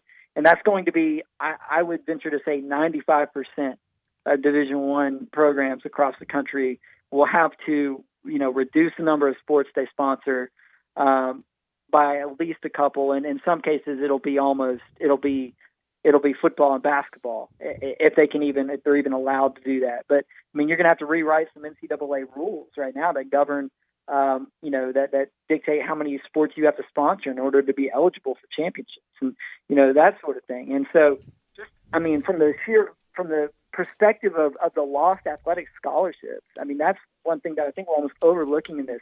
So how many opportunities are provided to athletes in sports that we don't talk about on a daily basis that'll go by the wayside as a result of this? Folks who might not otherwise have an opportunity to afford college, hundreds and hundreds and hundreds, and probably thousands and thousands and thousands of those athletic scholarships around the country are now at risk as a part of all this because of the programs that are going to be cut. And that I mean, it'll take years to study the impact of that. Oh, yeah. But I mean, that's just going to be the new reality, that we're dealing with. Even if there is a season this year, because even if there is a season this year, it's going to look different. The revenues are going to lag compared to what they've been budgeted for, and there's going to be repercussions for that. I think we're already seeing that. MAC has canceled championships right and left now. MAC and the Sun Belt are the most vulnerable of all these conferences. David Cobb, as always, we truly appreciate you being with us. A lot of pertinent stories you've written about today, and we look forward to seeing you continue to work, and we'll do this again next week. All right, guys. Thank you. That is David Cobb from CBS Sports. This portion of the show, in fact, this hour of the show, is presented by Homer Skelton Hyundai in Olive Branch and Genesis of Olive Branch. And right now, both the Hyundais and the Genesis luxury cars, 0% financing for 84 months. And on top of that deal, how about 120 days on some select models where you don't have to make your first payment? Pandemic, we hope, starting to lessen. We hope that you're going back to work, and that with that comes your opportunity. We buffer you for 4 months, then you make your first payment. All you got to do is get on Lamar. That's Highway 78 when you get to State Line Road. When you get to the very first exit, Craft Road, turn left and go see my guys. They will help you. They've all been around forever. They're a true family unit. Chris True, he is the general manager. Every one of these guys have been around for years. They know the product, and they'll end up knowing you incredibly well. And this product, by the way, so good, such wonderful technology, so durable. You get a 10-year, 100,000-mile limited powertrain warranty on every new car. Please go find out for yourself. Head on down to Homer Skelton Hyundai and Genesis of Olive Branch. We take a break. We're back in a minute, halfway through this Monday on Sports Time on Sports 56.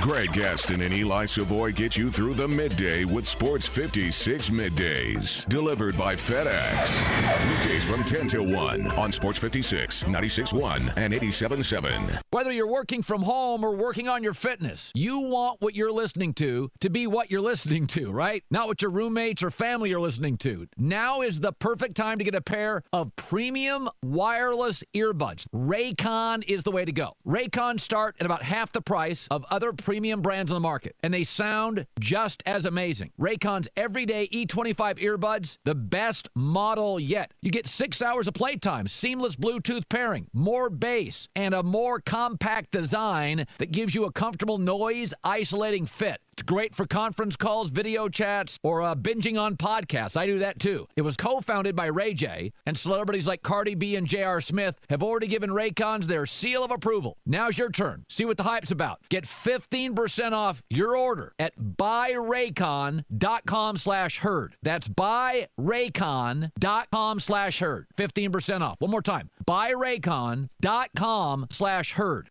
Gateway Tire and Service Center has a beautiful new state-of-the-art location at 5275 Summer Avenue. And for July, the new location on Summer has a great special. Buy 3 tires and get the 4th at no charge. Visit the new Gateway Tire and Service Center with 28 bays for quick service, super safe with curbside service or lounge seating 6 feet apart. Check out gatewaytireandservice.com for coupons too. The new Gateway Tire and Service Center, 5275 Summer Avenue. Call Matt for details, 901-683-8335. Hi, this is Rob Brown. Join Pete Cordelli and me for Sidelines Saturday mornings, 8 to 10 a.m. on Sports 56, 87.7, and 96.1 FM. We'll cover the Memphis Tigers, the SEC, recruiting. Hey, if they keep score, we're covering it. Check us out on the website at sports56whbq.com and sidelines.live. Sidelines is brought to you by Duncan Williams Asset Management. Saturday mornings, 8 to 10 a.m. Get up and give us a call. Now, more of Sports Time on Sports 56 with Wolo and Stats. This hour of Sports Time is brought to you by Homer Skelton Hyundai. Here once again are Dave Woloshin and Brad Norsworthy.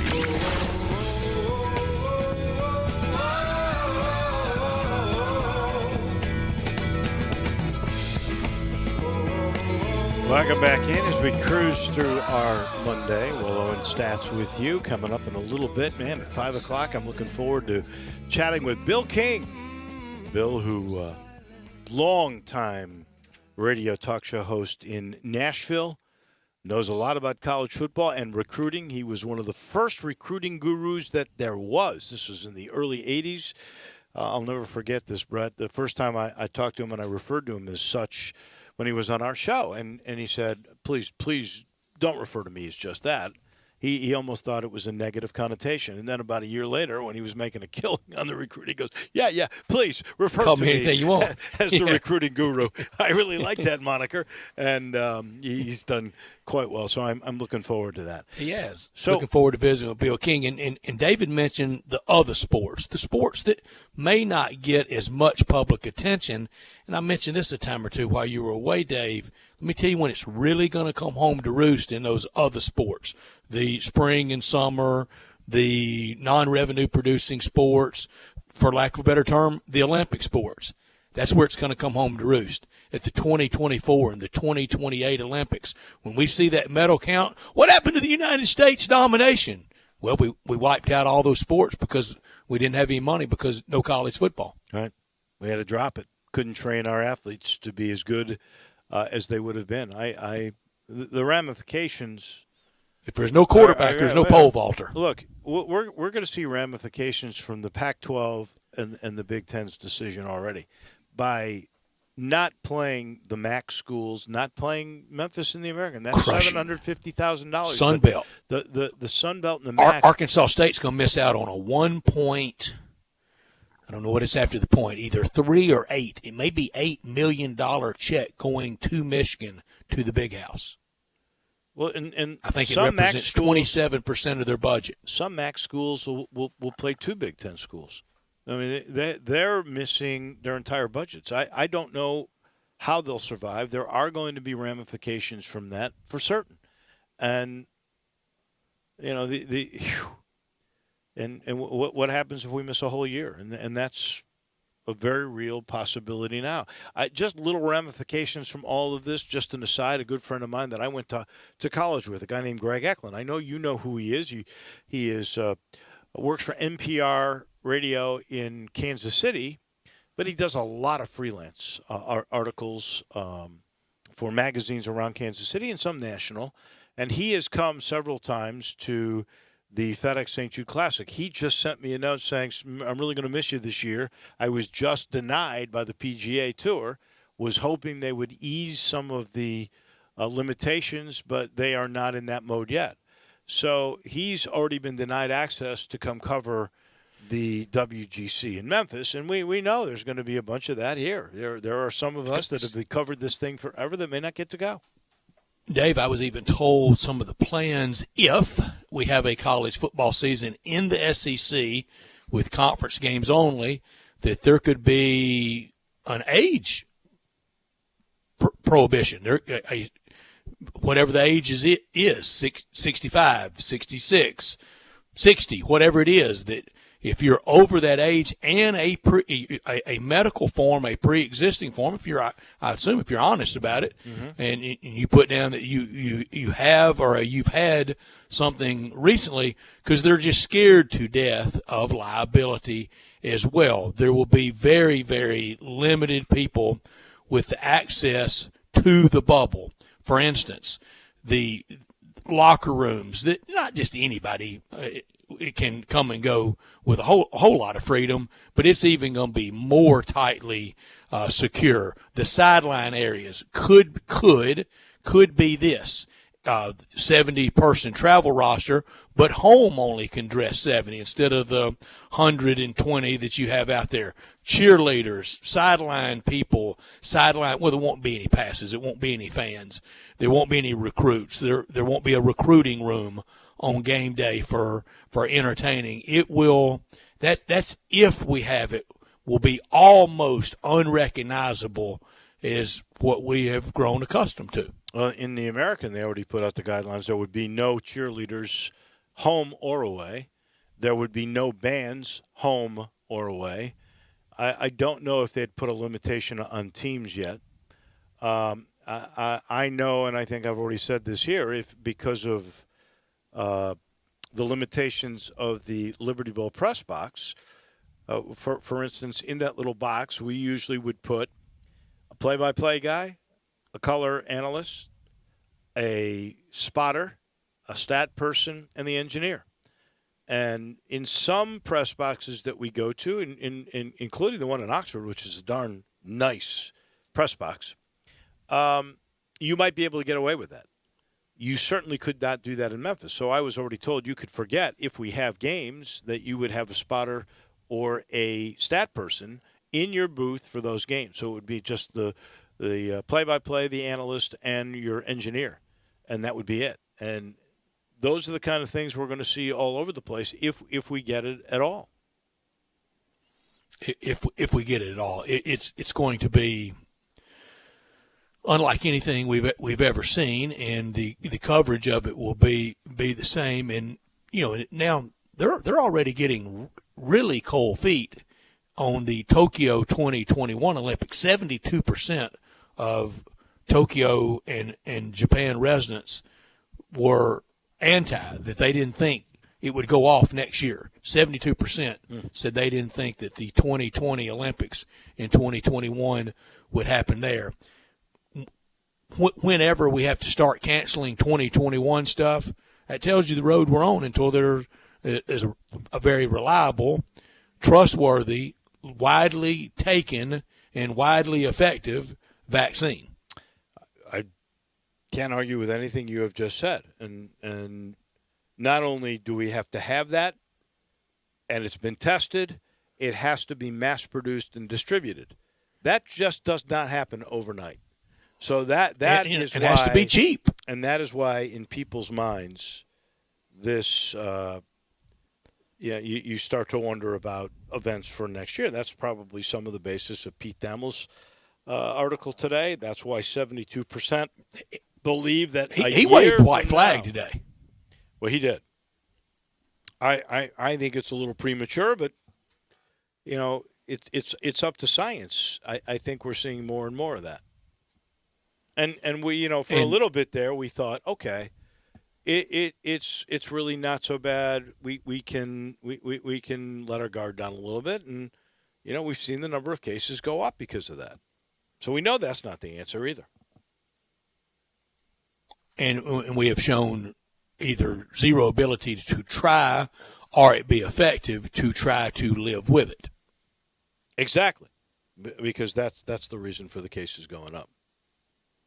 And I know people have to be thinking and saying, and I hear you and I hear from you. So if we miss this year, it just really wrecks football as we know it going forward. If we go forward in 2021, we miss this year and 2021. I said earlier it would imperil actual universities' very existence. I know people are going, I just can't believe that sports is that tied to it. You may not be able to believe it. You may not like it. It may be cockeyed that we have it that out of proportion, that it means that much. It does.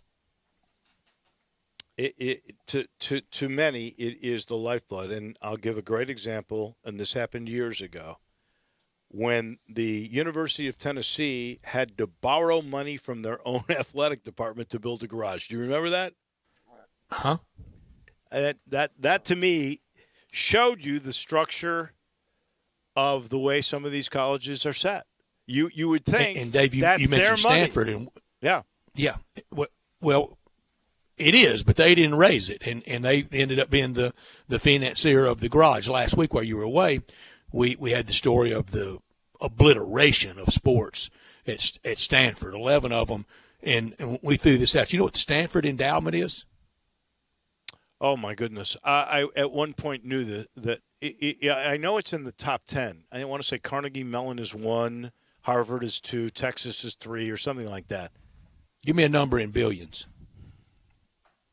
Stanford's, I'll say 30 billion. 27 billion. Very good guess. 27 billion, and so much of it they can't touch. It's legally bound to chair or to fund chair of this department or this research center, and you can't just. I mean, at Harvard and Yale they're around 40 billion, but you just can't go any more. Well, you can go siphon it from the athletics department easy than you can from the hedge fund guy that's running the endowment. We got a question on the First Bank text line. Dave, do you think the student athletes are better protected on college campuses where they have structure, medical, and food versus being on their own at home where they don't maybe have as much?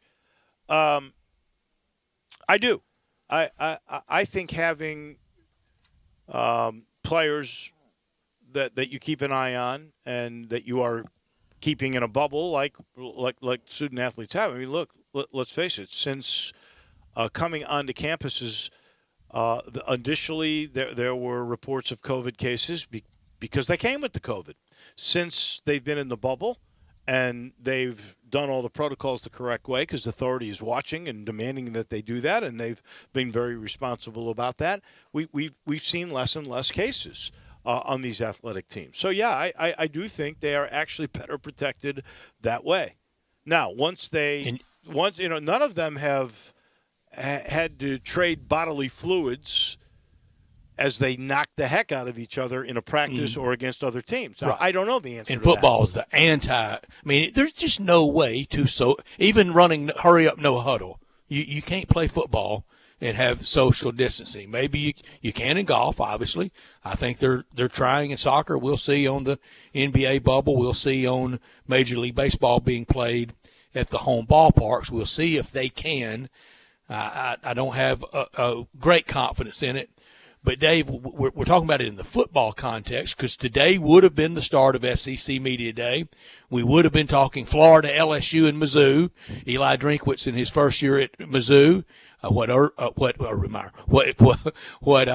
Dan Mullen has done at Florida into the national champion LSU Tigers. Instead, we're talking about the demise of college football as we know it. And then when we get past that, then here comes college basketball. We go another year in the NBA, or we go next year in the NBA, and that it's fanless. I don't think people realize what that will do to the Grizzlies and to Coach Penny Hardaway's program if we have to go another missed NCAA tournament and if the Grizzlies have to go fanless. I just don't see how anybody could think whenever they flip the switch back on, everything's going to be the same again. Well, in the case of the University of Memphis, there's no backup to the lost revenue. The television money doesn't get you there. It does in the NBA. Now you're going to have to go back to your players' union and say, hey, whoa, we just lost 40% of our revenue. I mean, we know that's what it is. But Keith Smith with Yahoo told us last Thursday that if Orlando goes perfectly, just pleased his punch with how it goes, and TV, it's Lakers and the Celtics, Lakers and Bucks in the finals, and it draws a big number. What their minimum loss will be, $2 billion. If it goes well, they're going to lose $2 billion. Well, you see the price that it costs just to do this bubble, yeah. So I can understand that, and you're losing all revenue from all tickets, from all the playoffs and everything else. So yeah, that is easily understandable. And all you have to do is do the math. Whatever their total revenue stream is for next year, knock 40% off of it if you don't have fans. That's a hard. Now look, they're partners with the players, so that's what their expenses are, and so. It's still a money-making entity because 60% of it will come from TV and sponsorships. But with the University of Memphis, you don't. The revenue stream comes from giving and from tickets. It's there's some television money, but it is not to the extent that the Power Five get, and the Power Five get that mainly from football. So there's no remedy. I don't know what happens if Memphis has to go 2 years, the university, without any kind of revenue from fans. It's just unimaginable. The numbers don't make up. That you can't do it. In the NBA, they could bankroll 1 or 2 or 3 lesser achieving teams, if for no other reason, save face, and they don't want any form of contraction. But best case scenario, losing $2 billion next year, fanless. I don't know how many they could prop up. Could they prop up 10 to 12 teams? And they've already gone and had the credit limit raised once. I don't know. I don't know the answer to that. I think it's probably somewhat doable, but it's iffy. It's very iffy. But you are talking a great deal of television money that colleges don't have. And will that stay the same? Big story while you were gone, Dave. Just in a blink of an eye, overnight, the $1.5 billion deal between the USGA and Fox just changed like that. Back to ESPN on Thursday and Friday, NBC on the weekend. Over. I mean, we're seeing a lot of these TV deals that we didn't think had a single loophole and nothing could ever go wrong in them, and they vanish. Wait, clarify that for me because I missed that. Honestly, you're telling me that Fox this year is out of the Fox US will not Open? carry the Fox will not carry the U.S. Open. It's back to NBC on the weekend and ESPN on Thursday and Friday. Fox is out. No Joe Buck, no Paul Azinger, no. There'll still be Brad Paul Paxton. Azinger because he's NBC's guy. He was doing both. That's right. He is. So we still have him. But and I saw Dan Hicks was as happy as he could be. Sure. on the Golf Channel about it because they're back. But Fox just like that out. I would love to know what that loophole was. How did they get out of that? How did they get out of that deal? Well, Fox wanted. Well, now it's going to coincide potentially with NFL weekends. Fox went to the USGA and said, "Hey, we're going to put everything on FS1." USGA said, "Not no, but you know what? No, our deal is not with FS1, and you be carrying the NFL on Sunday afternoon while we're crowning a champion. And let's negotiate." And they both, in the stories all came out that they've never been happy. It's been goofy. It was horrible coverage. The USGA did them no favors having a couple of those tournaments on the moon at some of those far-flung spots. Chambers Bay, the very first one, set the stage. And Aaron Hills, it was bad too, and I think they were all ready to get out, and on much less rate. I mean, NBC stole it. Huh. Well, Dan Hicks is happy. I'm sure that is the truth. Let us take a quick timeout. I'll let you know this portion of the show is brought to you by the Spirit Shop. My friend Eddie Connor, talking a lot about him this past week as I was trying some new wines. I'm going, I got to tell Eddie about this. Oh, I know he'll know, though. He loves talking wine. He loves talking bourbon. He loves talking any spirit, and he's been doing it since 1969 in the very same spot at Poplar and St. Nick. That's 4848 Poplar Avenue. The little log cabin. You've seen it a million times when you're coming down. You pass Clark Tower. You look on the right. Oh, there it is. And you go, how much stuff can they have in that little place? It's really, really amazing. The space engineering that Eddie Connor and his family have done. They got it all. Anything you could possibly need. Now, they're going to deliver to you curbside because, as we say, there's not a lot of room to roam around. It's chock full of boxes and little aisles. It would not be great for social distancing, but the workers bring it out to you. Call them in advance. Tell them what you want. When you pull up, show ID, give your credit card, and you will go away. If you want to call on the phone, you can give your number there that way, or you want to ask Eddie Connor or any of his family a question about any kind of spirit, the newest tequila. You want the Michael Jordan tequila, they got it. They got everything. Any kind of accessory beer, you name it, they've got it at the Spirit Shop. We take a break, and we wrap up hour number 2 in just a minute of Sports Time on Sports 56 with Wallow and Stats. Broadcasting from the Family Leisure Studio, we are Sports 56, 96.1 and 87.7. Did you know nearly 40% of men under 40 and over 75% of men over the age of 40 experience sexual performance concerns? At the Memphis Men's Clinic, their experienced physician performs a comprehensive evaluation that determines which specific issues may interfere with your sexual performance. These issues can vary and range from anxiety to medical issues, low testosterone, or erectile dysfunction. The Memphis Men's Clinic has evaluated hundreds of men of all ages over the years and reestablished a normal sexual life. The Memphis Men's Clinic will work aggressively to resolve issues and allow you to restore your sexual health and overall well-being. That's the Memphis way. If you're 20 years old or 90 years old, come and get cared for the Memphis way. Treatment that's based on your specific needs after a professional clinical evaluation by their experienced board-certified physician. Call the Memphis Men's Clinic today at 901-443-0475 or visit memphismensclinic.com. Looking for a great place to deposit your money? Try First Bank. Competitive CD rates, a money market that moves with Wall Street prime and interest-bearing checking account options. Not to mention their friendly bankers who make decisions locally. To find out more, stop by one of First Bank's 3 local branches. 6482 Poplar Avenue, just east of International Paper. 8398 Highway 64 across from Wolf Chase. And 6280 Highway 64 in Oakland. Or visit firstbankonline.com. Member FDIC. I Buy Houses, 901-406-1101. That's 901-406-1101. I Buy Houses. I Buy Houses will buy a house in any area, in any condition, and yes, it's guaranteed to close in 5 days. If you need to sell your home quickly, call 901-406-1101. If you've been through a divorce, if you lost your job, if you're tired of renters, I Buy Houses can get you your money quickly. I Buy Houses will buy your home in Shelby County, DeSoto County, Memphis, Bartlett, South Haven, Horn Lake, Olive Branch, anywhere and everywhere in between in any condition. And yes, they're open 24 hours a day, 7 days a week. I Buy Houses, 901-406-1101. That's 901-406-1101. Grab that pen, 901-406-1101. I Buy Houses.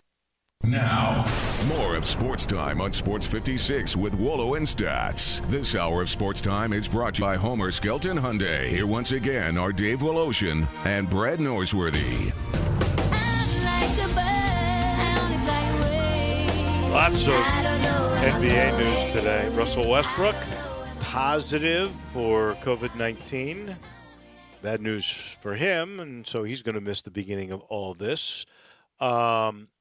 And, you know, the Rockets, they apparently Harden and Emba Umute, who's been added to the team for the stuff in Orlando, all 3 of them are not on the scene.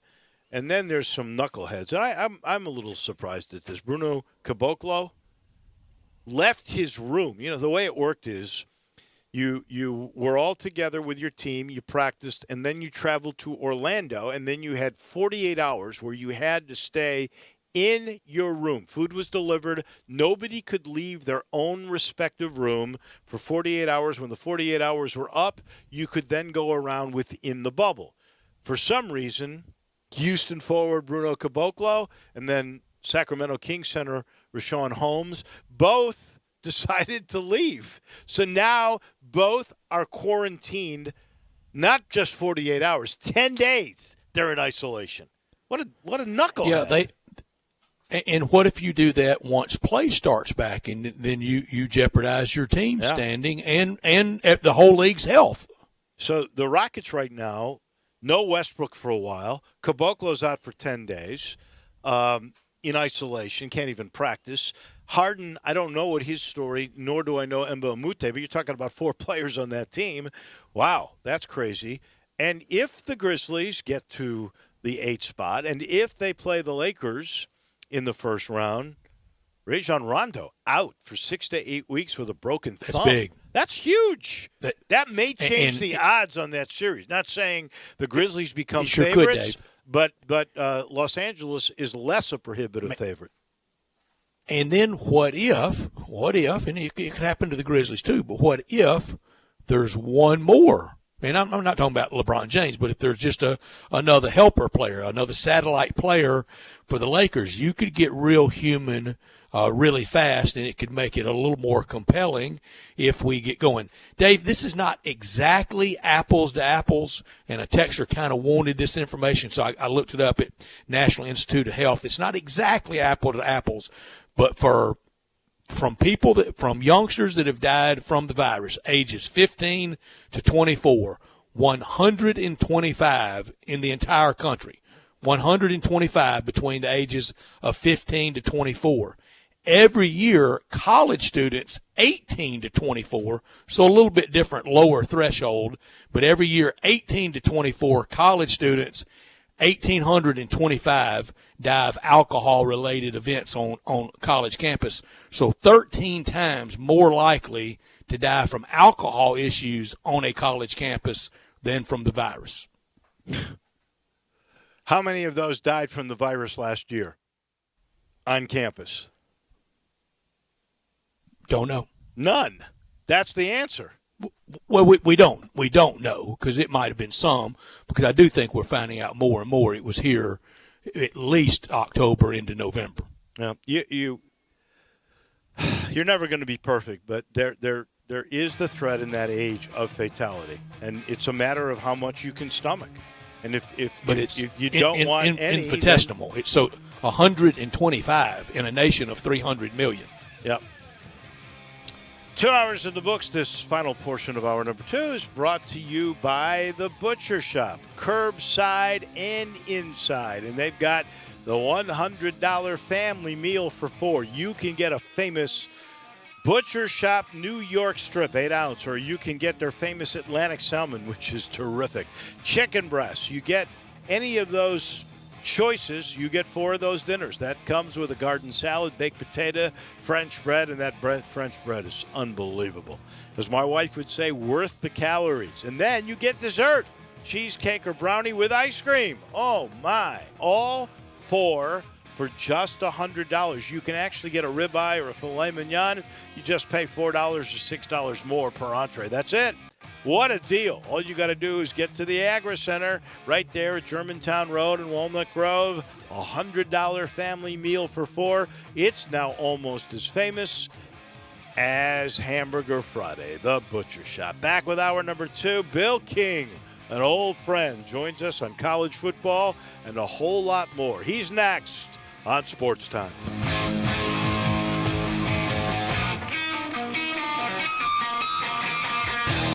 Start your day at Sunrise Memphis. Located in Midtown, enjoy delicious biscuit sandwiches and all their menu has to offer with quick and easy to-go and delivery options.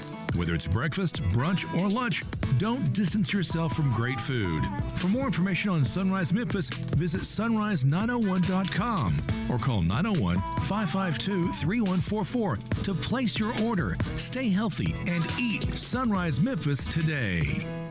You'll see the dedication in every single step. You'll see it in the smiles when smiles are hard to get. You'll see it in the little things that add up to success. The caring and passion are the things that we love best. Wolf Chase Lemon Brace is your Mid-South provider for orthotics and prosthetics. They are an ABC accredited facility and their practitioners are ABC certified. At Wolf Chase Lemon Brace, their services include artificial limbs, legs and arms, braces of all kinds, and custom molded inserts. You can call them today at 901-507-7821 for their location on Highway 64 in between Germantown Parkway and Appling Road, or visit them at their new location in Jackson, Tennessee. That number is 731-660-5900, or visit them on the web at wolfchaselemonbrace.com. Dedicated our life to yours. Chase, limb, and brace. Progressive presents The Sounds of the Old World. The year is 2019, and someone is waiting for a table at a restaurant. Thompson, party of 4. Thompson, party of 4. Thompson, oh, there you are. This has been The Sounds of the Old World. Brought to you by Progressive, where drivers can still switch and save like it's 2019. Quote today at Progressive.com. Progressive Casualty Insurance Company and Affiliates. At Jason's Deli, you can stuff yourself full of great deli food that's healthy, fresh, and best of all, it's not expensive. Jason's Deli is all about choice. Whether you're looking for a gluten-free menu, vegetarian sandwiches, healthy kids' meals, or if you'd like to invent your sandwich via the build-your-own selections, Jason's Deli has you covered. And they only use fresh, wholesome ingredients. Choose from the club and specialty sandwiches, paninis, wraps, soups, salads, pastas, and much more. I love the cleanliness in the restaurant, the hospitality, and of course the cost. They have a huge salad bar and great soups, including Southwest chicken chili, fire roasted tortilla, organic vegetable, tomato basil, and many, many more. And if you're planning an event, their catering department is fantastic and can handle any size party. Go check out Jason's Deli's 4 locations. On Ridgeway in the Park Place Center, that's my favorite, on Germantown Parkway in Cordova, at Poplar and Highland, and on Goodman Road in Olive Branch. We are Sports 56 WHBQ Memphis, WIVG-FM Tunica Memphis, and WPG-FLP Memphis, Flynn Broadcasting Stations. Welcome back to Sports Time on Sports 56 with Wallo and Stats. This hour of Sports Time is brought to you by DeSoto Auto Sales. Here once again are Dave Woloshin and Brett Norsworthy. Dave, I know we are looking forward to visiting with Bill King every day. Our title and presenting sponsor this hour it's DeSoto Auto Sales down on Goodman Road at 5704 Goodman Road, 662-890-7184. Come on down to DeSoto County for that town and country experience at DeSoto Auto Sales. And go to their website, DeSotoAutoSales.com, and check out all the referrals. No shortcuts taken at DeSoto Auto Sales. You walk in, you're treated like family by kind, courteous employees, laid-back atmosphere, down-home environment, no high-pressure sales, but they know we're living in a world today that time matters, and that's why they want you to have the ultimate car experience. What is that? That means you walk in, you find the car you want, deal with your sales rep, test drive your car, credit approved, paperwork completed, and you're gone in 45 minutes in time to do it over your lunch hour at DeSoto Auto Sales. It's that simple at 5704 Goodman Road, 662-890-7184. Come on down to DeSoto County for that town and country experience with the good people at DeSoto Auto Sales. By the way, just a quick little sort of recruiting update. Little birdie is telling me most likely the Musa Cisse decision will be coming middle of the week. And Bill King made me think about that note because as I was saying earlier, both, I guess this was early to mid 80s, Bill and I we're still doing it, doing shows, him in Nashville, myself in Memphis.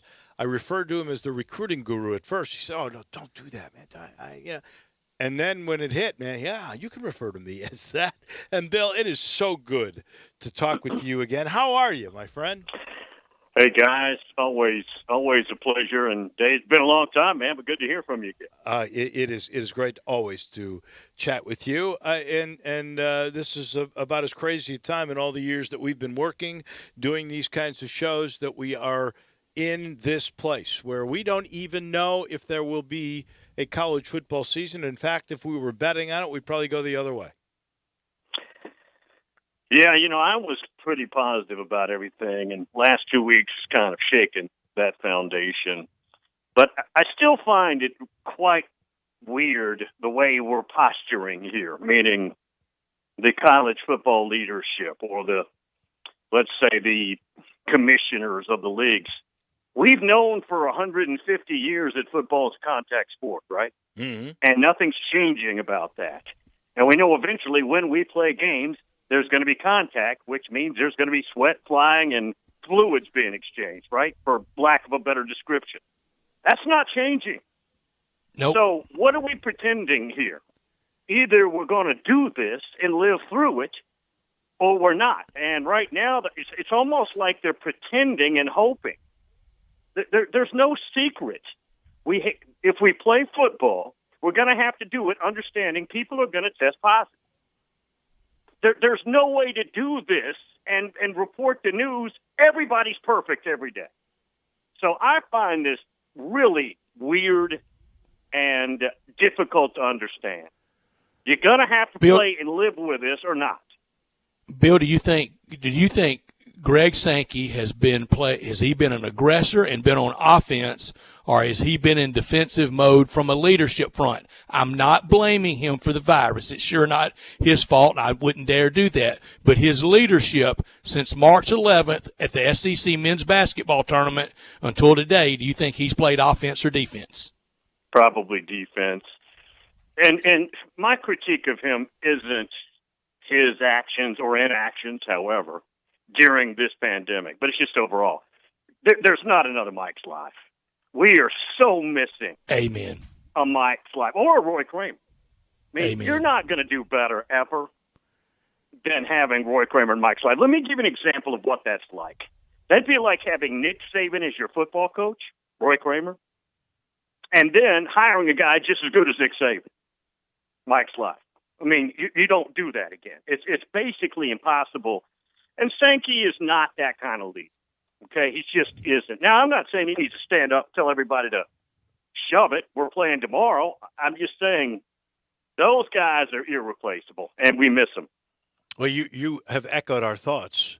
We have said that. I didn't think you could be better than Roy Kramer, and I know you knew Roy Kramer really well. Oh, and yeah. then I thought Mike Slive actually came in. Some of that was the way the money changed and the power swung, but he always was incredibly strategic thinking. His mind was always like a chess player, 3, 4, 5, 6, 7 steps ahead. He knew which way it was going. He was so smooth. He was a great lawyer. He was so smooth at oration and politically getting in the right place. I think he actually did a better job than Roy Kramer, and I'm with you. I think my opinion, and I'm a little biased because I got to know Mike well, but I think he's the best college commissioner I've ever seen. So you're not going to beat that again. These are crazy circumstances, though, because you're dealing even within your own league. You've got 2 or 3 teams that we are told within his own conference. He's got to deal with presidents who are saying we don't think we should play at all. So, and then you've got health departments in all these different states, or all these in the state of Tennessee. You've got Knox County you got to deal with. You've got Davidson County you got to deal with. You got different health departments in both those places.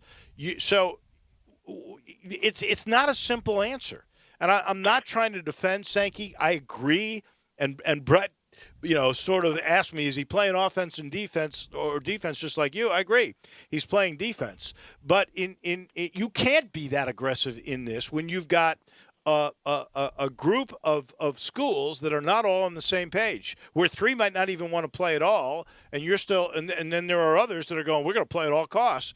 If you're the leader, it's pretty hard to get everybody in line. Well, let's also add into this the economics. And the economics are real. Some people don't want to go there. It sounds insensitive. The economics are very alive and real. Jamie Pollard, very good AD at Iowa State, said today they've already lost $60-70 million. And that's not even calculating not playing football.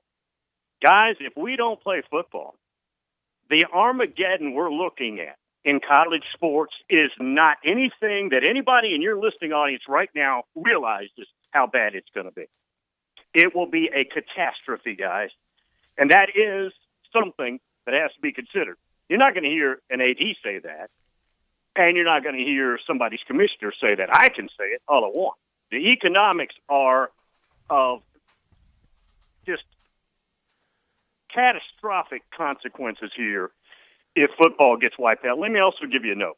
The idea of spring football is laughable, okay? The only way you do that is if you've got no choice. It's the only Hail Mary you've got left in your playbook, and you've got to recoup some numbers. It will not look the same, guys. It will not feel like fall ball. It will not be as good as fall ball. Players will opt out of it. Players who are going to turn pro aren't going to do it. That is a terrible idea unless, again, hey, guys, it's either this or we just all go home and not come back to the office. That's the only reason you do that. Bill, do you think there are some SEC teams? There have been some out there rumored, 2 for sure, maybe even a third, that just need somebody to kind of be the advance car, that do not want to play under any circumstances this fall? Well, not that I know of. Not a serious football entity. Vanderbilt, God knows.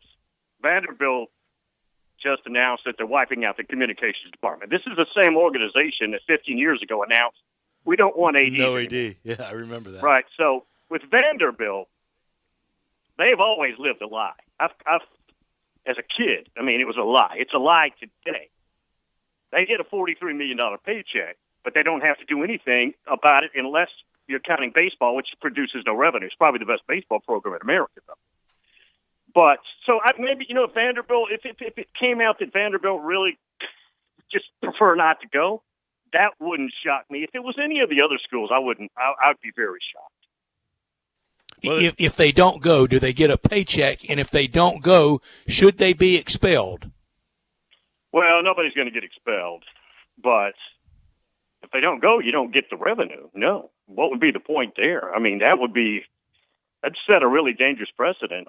So, no. And now you're not going to. The way things are going now, that's $43 million, which is going to go up at some point because of the redoing of the CBS contract. But for now, it's going to go down. So that $43 million that everybody got last time around is going to go down, and a good chunk of that's from football. So if somebody opted out, I'd be shocked. I'd be absolutely shocked if any SEC school, of all places on the planet Earth, opted out here.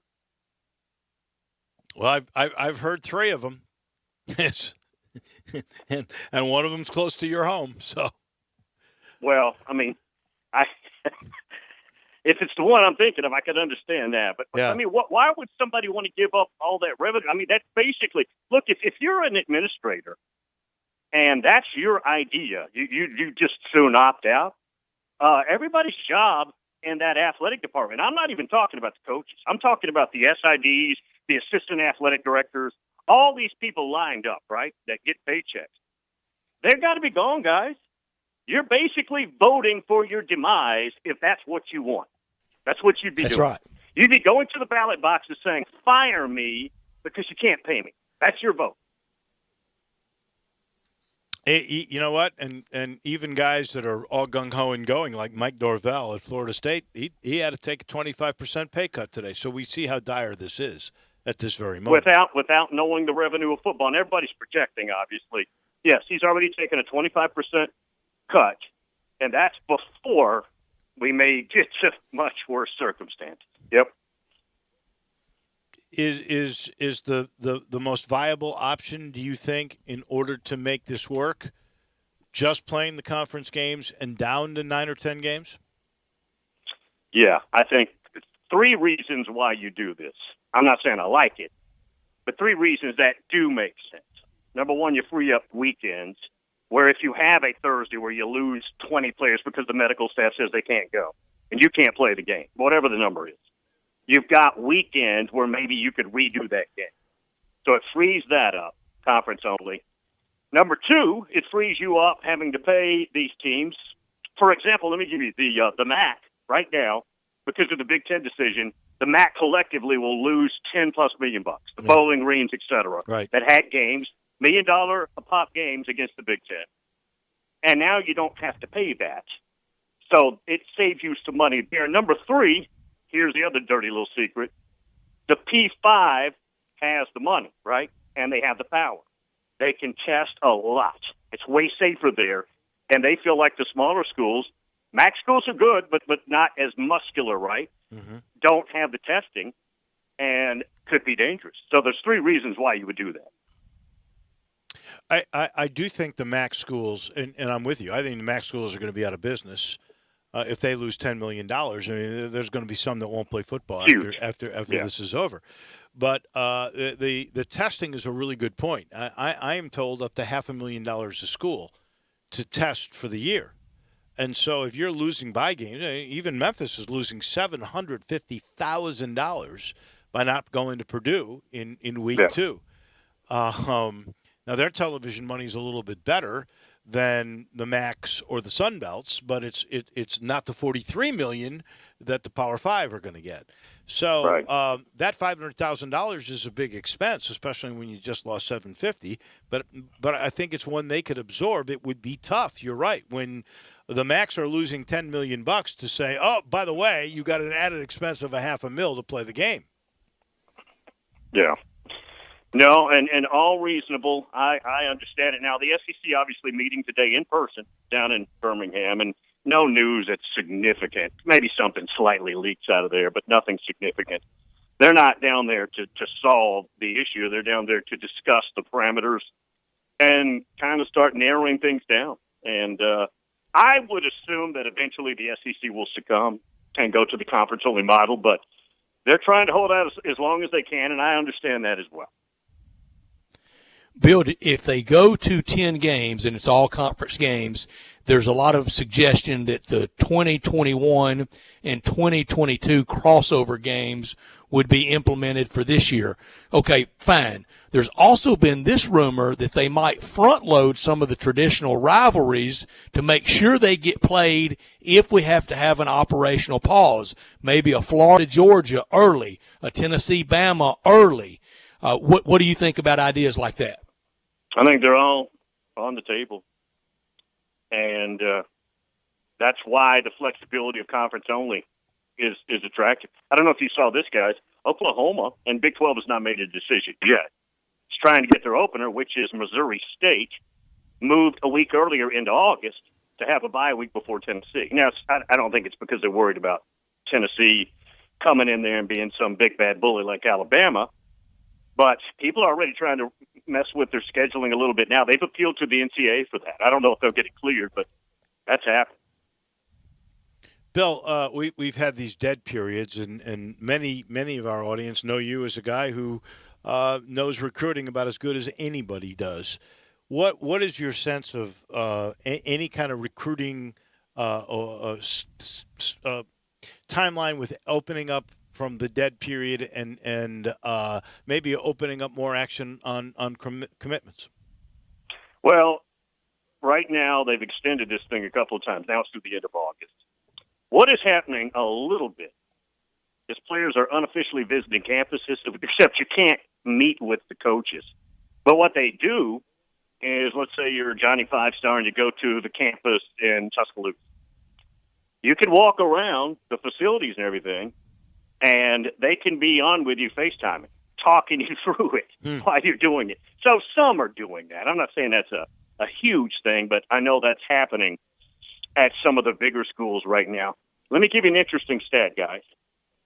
Last year, this same time, June, July, compared to this year in a pandemic, we've got about 1,000 more commitments this year as opposed to last year. Wow. You wouldn't have thought that, No, right? I would not. It's amazing. Now, here's what that may mean. If we ever get clearance and they can start taking visits, right? Official visits, unofficial. And they get to see new campuses, or they get to see any campus. A lot of these guys are committing sight unseen. They haven't been to these schools. If that happens, then maybe we'll get a huge rash of decommits November, December, before the early signing period. It's a really interesting time, guys. The other theory is a lot of these commitments are local because the families get nervous and want to go ahead and take what they've got. I've got this offer. Let's take it. We're worried. Just take it.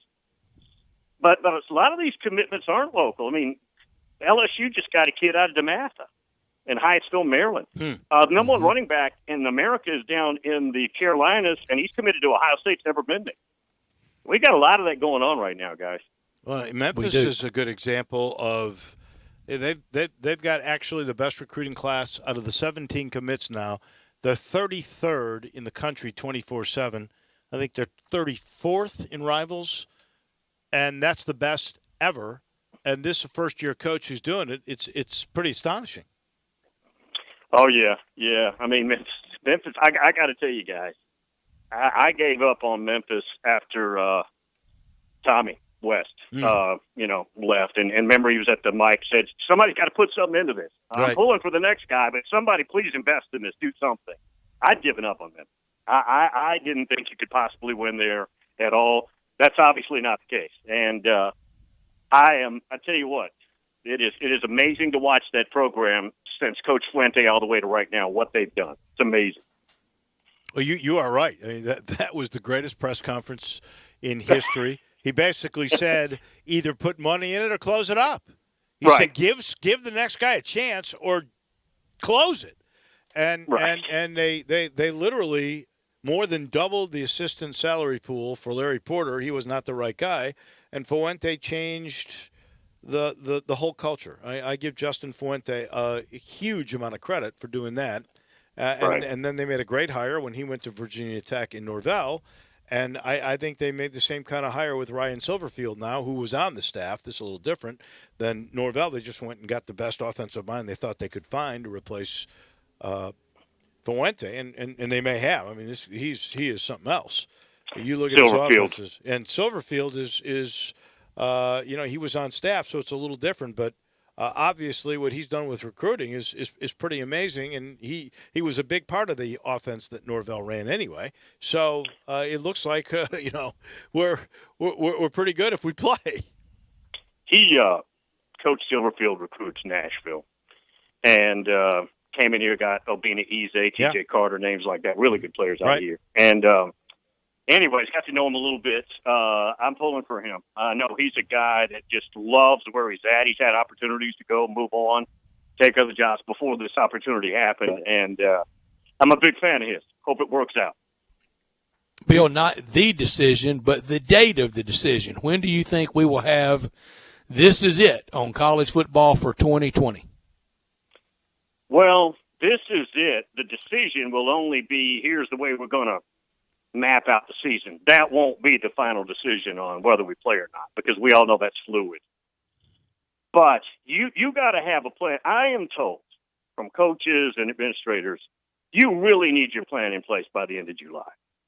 Whatever your plan is, even if it's not a popular one, you need the mapping of the future, the immediate football future, by the end of this month. So, guys, we're a couple of weeks out from let's see the plan, and then let's hope that we're able to implement the plan.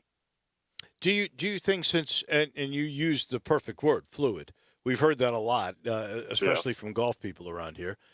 But if that is the case, do you think we get presented with, here's the plan that we start with? Here's the plan we may alter to. Here's the third plan. Maybe it's spring, if we have to. Do you think we will get a lot of specifics, or will they just tell you the initial, this is what we hope? I wouldn't, because I don't want to be held to anything. I would be vague. I'd say, here's our deal. Conference only. We're open to moving around games. We're working on that. It's a complex puzzle because all these schedules are different. But that's the plan right now. I wouldn't, unless I'm just not going to meet with the media. I'm not mapping out much, guys. Yeah. Because of all the parameters, all the different. I mean, this is a maze, guys, that we don't know where the ending is. It's a maze and a moat put together, and we don't know how to get out. So I wouldn't commit. If you were a betting man, do we play this year? I think we'll play. I think we'll have some interruptions that'll be abrupt. We may get to a Thursday and have an announcement a team can't go. Medical staff has made the decision. It's a no-go. I would assume we're going to have some of that. But we'll try. Now, finishing, I don't know what I would bet. You asked me, if you said you have to bet my boy. Right. Because, again, guys, we already know it's a flesh sport. You hit. There's sweat everywhere. There's spit everywhere. I mean, we already know that. So if we're going to continue here in a forward motion to get to it, then I would assume we ought to be able to figure out how to live with it. Now, whether they do that or not is a different story. Bill, We have to do this more often. I miss your voice. I am so glad you're still going strong after all these years. I'm glad I am too. And we thank you very much for being on with us today. Hey, thanks for the temperature test. Before we came on there, I felt good when I passed. Thank you. You got it. Bill See you King guys. from You got it. Nashville Radio. He's brought to you in part by Conway. Conway Services, heating, cooling, plumbing, and the great opportunity to get a Visa gift card back. You know, never a good time to replace your heating and air conditioning system, but if you do and you want to get the new technology, Carrier and Conway have teamed up to give you a $1,500 gift card if you buy the new Carrier Infinity system. Now, if you have a system that has 2 units, we're talking $3,000 in Visa cards. That'll come in handy. That is for sure. And John's always adding things like an April air cleaner free. That'll get the dust out of your home. A 10-year parts warranty. That's free. Nest thermostat, the newest high-tech, free. Plus, you know, you're always going to get the easy payment plan. Systems as low as $139 a month. What more can he do for you? All you got to do is make the call, and then you'll be receiving the award-winning service every time they come in to put it into place or to check it out as you tune it up over the years. 384-3511. That's 384-3511. Get the gift cards from Conway. Back in just a minute. This is Sports Time on Sports 56. Sports 56 mornings with Peter Edmiston and CJ Hertz. Weekdays from 7 to 10. Only on Sports 56, 96.1 and 87.7 FM. Hi, I'm Troy Fiveash, owner of Fiveash Roofing. Can anyone explain to me why anyone would care how I measure your roof? We have all heard about measuring your roof from outer space. Well, to be honest, there are aerial pictures that are taken every 4 years that can be used to measure a building, but it's not from outer space. Besides, no one, and I mean no one, can tell you what's wrong with your roof or even if you need one by using pictures that might be 4 years old. If you would rather do business with a family-owned and operated business with a lifelong tie to Memphis that refuses to mislead or use gimmicks, please give me a call. Best products, best warranties, and the best customer service we know how to provide. Five Ash Roofing, proud partner of the Memphis Tigers and the official roofer of the Memphis Tigers home team. Five Ash Roofing, fair, honest, and ethical. 367-0050 or memphisroofer.com. 367-0050 or memphisroofer.com. Five Ash Roofing, it's what we do. We're here for you.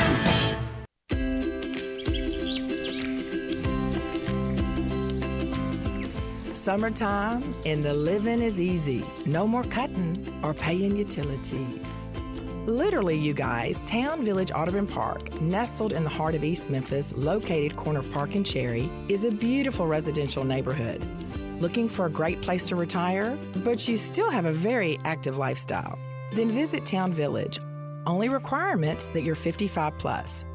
Prices per month starting at $24.50. The Gourmet Chef welcomes you to visit our restaurant and bistro. Package includes 3 complimentary meals per day, maid service, free local transportation, monthly coffee club, themed dinner parties, lots of fun. Visit us and call Daniel or Bo at Town Village Audubon Park at 901-374-7342. There's no place like home.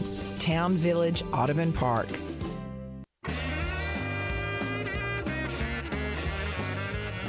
Glad to announce the Rendezvous open for business 11 to 8 p. Tuesday through Saturday. World famous Rendezvous up and running. If you need some barbecue nachos, brisket, ribs, maybe a cheese and sausage plate, the Rendezvous back and open for dine-in, carry out, and curbside. While not much changes in the alley basement, you will see a few small differences and additions. For now, open 11 a.m. to 8 p.m. Tuesday through Saturday. And they have desserts. Think key lime pie tarts, chocolate chess pie tarts. Spend some time downtown and visit our friends at the Rendezvous in the alley in downtown Memphis since 1948. All of the Virgus family thanks Memphis and the Mid-South so very much for your support during these times, and they're there for you, as always, in the alley in downtown Memphis. Mr. Charlie Virgos and family's famous restaurant, the Rendezvous. Welcome back to Sports Time on Sports 56 with Wallo and Stats. This hour of Sports Time is brought to you by DeSoto Auto Sales. Here once again are Dave Woloshin and Brett Norsworthy.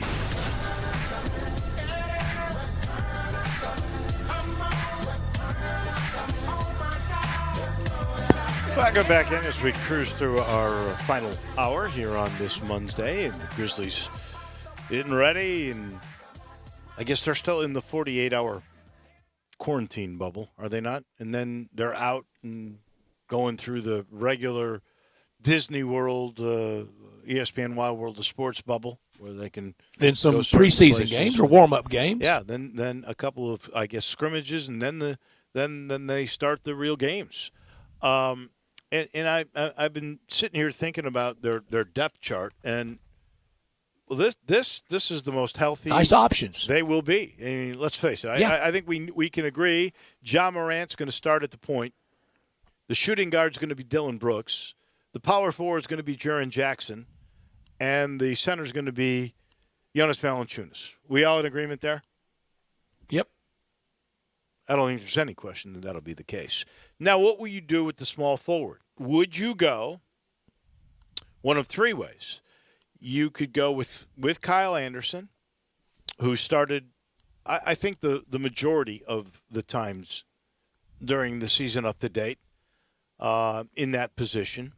You could go DeAnthony Melton, and when you look at points per possession, both offensively and defensively, and he is a great defender, a lot of people think, and he's another ball handler that you would have to help make plays, that you could put Melton into that position, or you could go with the guy who has to learn all these new systems, but is certainly a guy that you think is going to be a staple of this franchise for a long time, Justice Winslow, but he's yet to play a game with this group of guys. You could go. What if he was breakout superstar in Orlando? Well, that could happen. That could happen. Although they were talking about the breakout guy from each team, and some had DeAnthony Melton, or one outlet had DeAnthony Melton. But there's a lot of different ways you can go, and you're going to have Tyus Jones and Brandon Clark, and either Winslow or Melton or Anderson coming in on that second team. That looks like a pretty good team. You got Gorgie Dang, who's going to come in and play a little bit. Josh Jackson is going to come and play a little bit. Have you mentioned Brandon Clark yet? I did. I said he was. Okay, I'm sorry. He was clearly going to be the probably the first guy off the bench up front, either 3 or 4 or 5. You know, and Anthony Tolliver, the long, strange journey of the 10-day contract that it's been for him. I know when you get down to him, if he gives you anything, it's bonus down there. But we talked about it some last week. What are your expectations? What would you be really pleased with the Memphis Grizzlies Orlando bubble summer? Holding on to the 8th spot. If they hold on to the 8th spot, then they did everything they should have. Not even winning a game against Los Angeles? No. I think they would win a game against Los Angeles. Look, last time they played L.A., they played really well. Game of the year. And they that was a long time ago. It was a long time ago. But you know what? They're younger. Maybe they get into shape quicker than the old. I'm LA older, Lakers. but they're younger. Hey, and Rondo is hurt. I'm not saying Rondo's the key to that team, but he is a part of that team, and so he's missing. I think they would win one or two games, but I think to hold on to the 8th spot and make the playoffs pleases me, no matter what happens in the That's a W. in the playoffs. Yeah, it's a W. I think I Especially agree. for a team that we didn't think would sniff the playoffs when the year began. We didn't. That's right, Dave. And like everybody, they've had a lot thrown at them. That Lakers win, the win of the year, the building of the year, the excitement of the year, the home atmosphere that felt like the good old days, didn't it, Drew? 105-88 on Leap Day, February 29th. Wow. Saturday, February 29th. Boy, has our world changed since February 29th. It can swarm on you. It can. I'm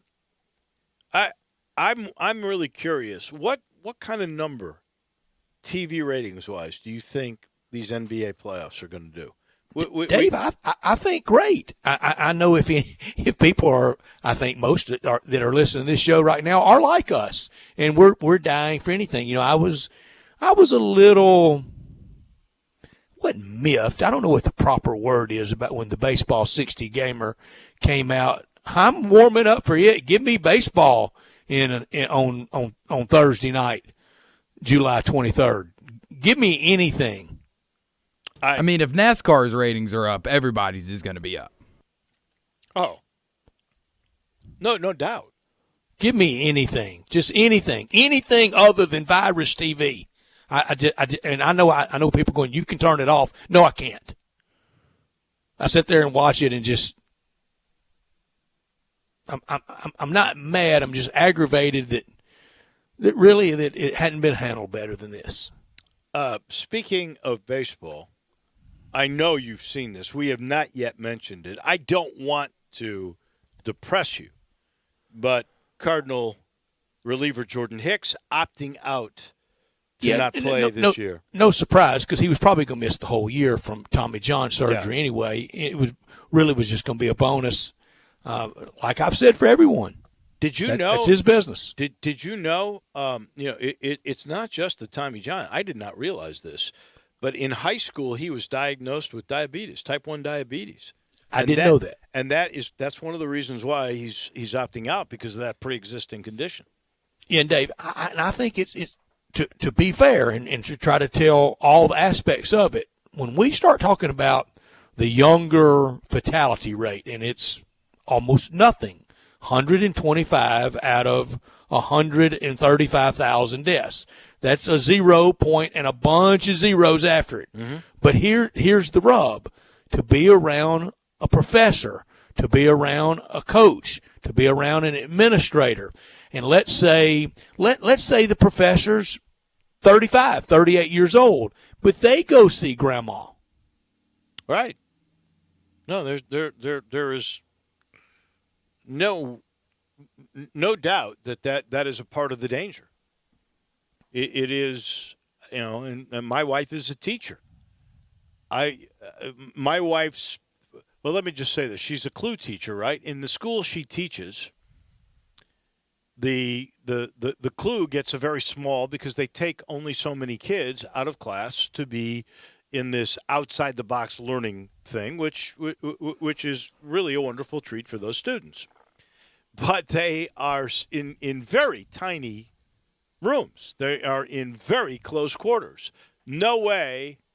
I don't think you could have more than 3 students in her room and social distance. Sounds difficult. It does. It really it's does. Where we are. I mean, heck, Dave, I know nobody cares, and it's not as important as teaching youngsters. It's not as important as getting back to some sense of normality in our lives. When are we going to be in a studio again together? I don't know. When will anybody? Look, and it's, and I don't mean to depress anybody, and I know if you tune in to this to talk sports, and we try to do a lot of that, most of that. But when there's news that is significant, we got to bring it. Today, the health department just minutes ago released the positive case count has risen by 3,300 since yesterday. Over the last 3 weeks, the state's cases have repeatedly surpassed record single-day growth every day.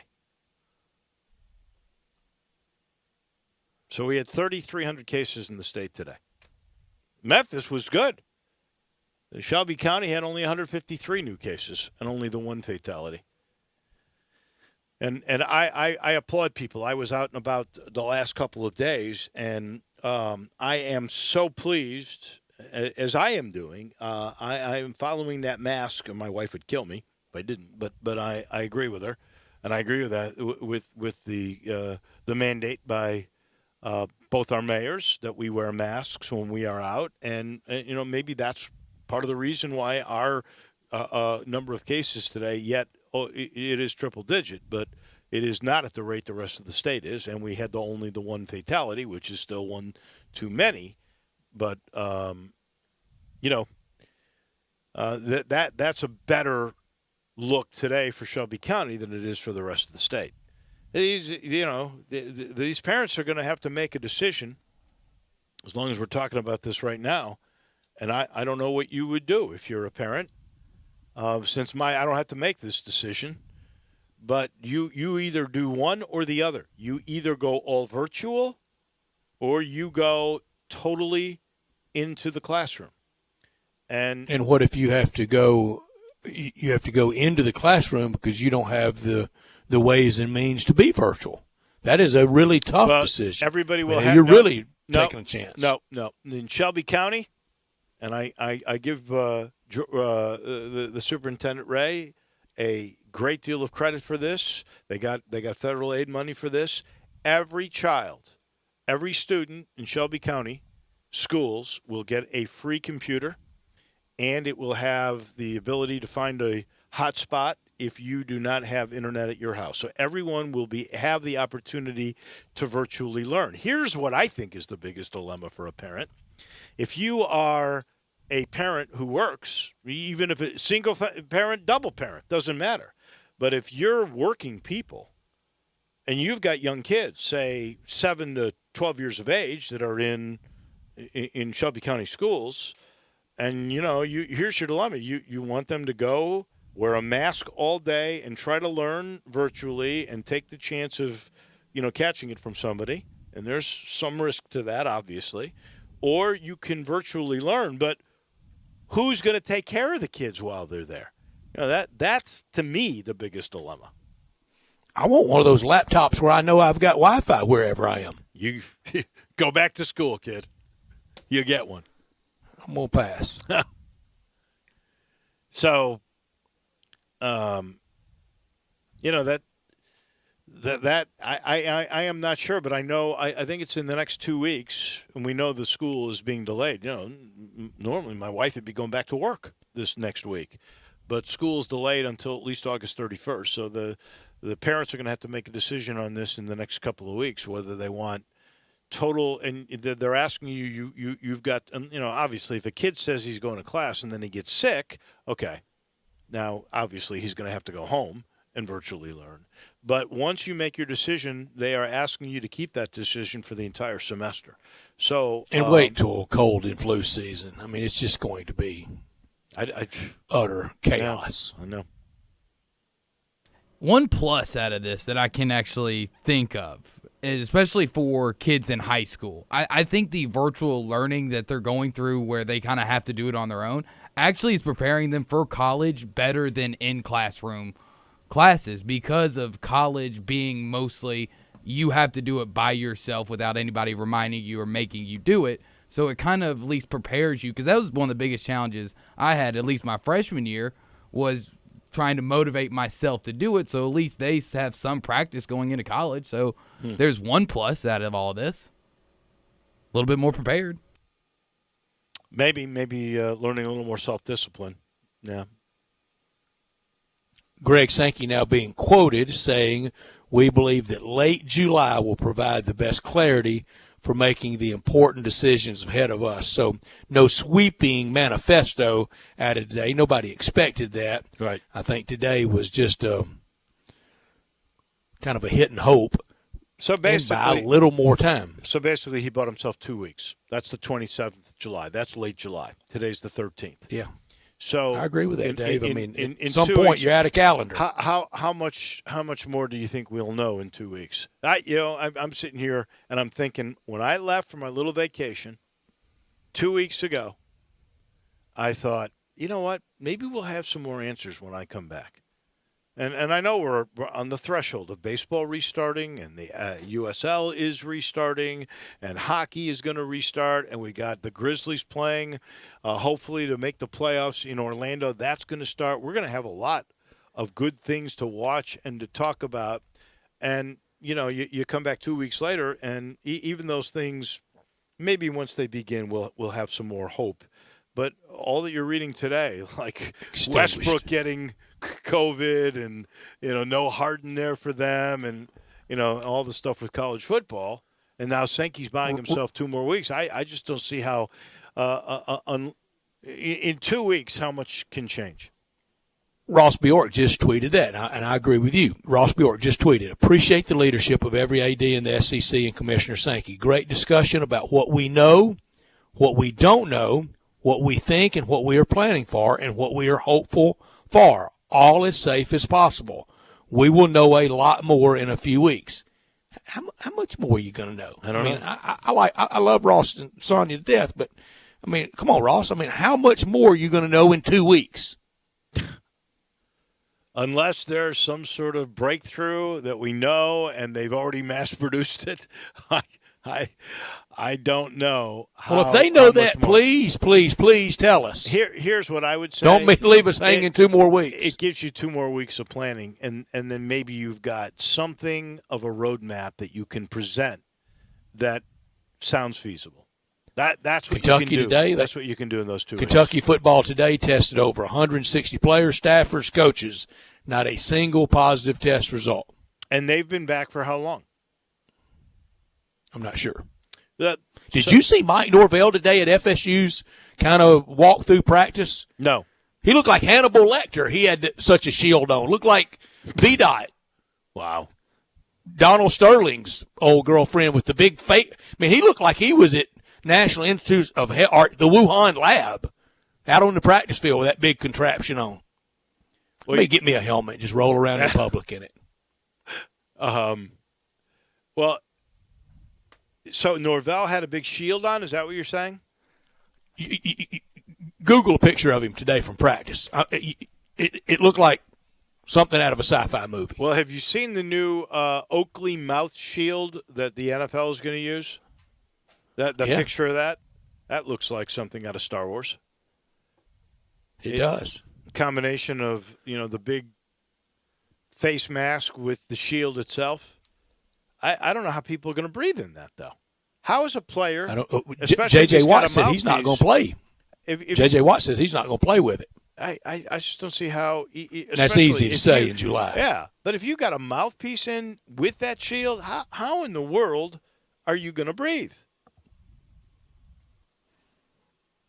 Well, one way to knock head trauma off the front page, wasn't it? Mm-hmm. Crazy stuff, that is for sure. This portion of our show brought to you by the commissary, the Germantown commissary, the Collierville commissary. Easy to pick up, easy to go in, plenty of social distancing going on. They stick by the rules. They'll have their masks on. They'll make sure you feel comfortable. I promise. And, it's so easy to pick up if you want to do it that way. You can go to the old Germantown location, still very much open. You can still go in, but if you feel more comfortable, call them in advance. Give them your credit card, show proof when you get there. They bring it right to you curbside. Even easier in the Collierville location, Houston Levy Road and Poplar, where you will just drive around. Give them your card. If you want to call early, you can do that too and pay that way, so there's less of an exchange, but it's so easy with that big drive-through. Or if you want to go in, they've got a great patio. When it cools off a little bit tonight, you want to go out there, maybe sip your favorite beverage and get the best doggone ribs or shoulder or chicken or banana pudding, or I don't want Brett to kill me if I leave out icebox lemon pie. They got that, and that is outstanding. All you got to do is get there. Make it easier on yourself tonight. All you got to do is go to the Germantown Commissary or the Collierville Commissary. We take the time out. We're back with a wrap of this edition on Monday of Sports Time on Sports 56 with Wallow and Stats. It's R&R on Sports. The word is out about R&R on Sports, where you've heard interviews from Ken Griffith Jr., Dr. J, Hank Aaron, and many, many more. R&R on Sports, Saturday mornings, 10 a.m., Sports 56, 87.7, and 96.1. Don't miss us. Frontier Western Store is open and ready to serve you for all your needs in boots, apparel, pet food, and more. Frontier is proud to be a local leader here in the Mid-South when it comes to boots. Stop by the store today for an incredible selection of name brand work and dress boots. Come browse aisles and aisles of top quality boots at everyday low prices in our world famous boot showroom. Dan Post, Rocky, Durango, Twisted X, Georgia, Ariat, and many more. There are so many styles, colors, and fits available, you might need a hand picking out your favorites. Luckily, Frontier's knowledgeable sales staff will cheerfully assist you with any questions you have and ensure the proper fit of your new boots. Frontier also has an amazing selection of jeans and shirts by Wrangler, Ariat, and Carhartt, as well as a fully stocked women's boutique department with thousands of tops and dresses at unbelievable prices. New arrivals often. Frontier Western Store, 5880 Gilman Road in Olive Branch, and on the web at frontierwesternstore.com. Family owned and operated since 1967. There's a new commissary in town in Collierville. Germantown Commissary is doubling. Yeah, they're still going to have the old Germantown Commissary by the tracks, but now there's a huge new Germantown Commissary in Collierville at Poplar and Houston Levee Road. It's huge, too. There's a drive-through. There's plenty of parking. No telephone pole to get in your way. A cool patio. It's right by the track, so the tradition continues. And this is a tradition that's been around forever. That commissary is famous for hickory-smoked, slow-cooked Memphis-style barbecue. They've got a private party room at the new one in Collierville. Self-catering still continues. Party packs for $5.95. Basically, the great ribs, the great pulled shoulder, the great deviled eggs. Everything is there in Collierville and Germantown now. So there is now a Germantown and Collierville style of barbecue. It's called Germantown Commissary. Welcome back to Sports Time on Sports 56 with Wallo and Stats. This hour of Sports Time is brought to you by DeSoto Auto Sales. Here once again are Dave Woloshin and Brad Norsworthy. Final portion of this program being brought to you by Homer Skelton Hyundai and, of course, Genesis of Olive Branch. I love tooling around in that G70 I got. What a performance car that is. The technology in all of the Genesis cars, the G90 that I once had, the G70 that I have right now, that little midsize G80 with a SUV coming, outstanding. The technology in the Hyundais, outstanding.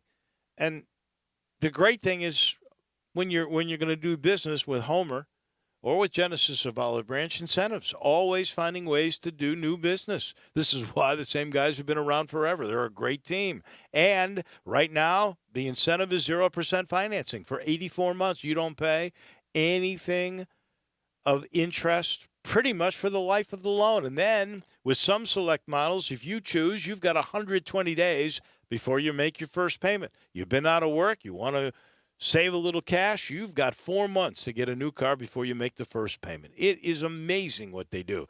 And I was talking about that technology, so good, so safe, so new, and so durable. You get a 10-year, 100,000-mile limited powertrain warranty on every new car. Please get on Lamar into Mississippi, and you will find right at the first exit, Craft Road, the place to do car business. That's Homer Skelton Hyundai and Genesis of Olive Branch. It's time for Crunch Time. Go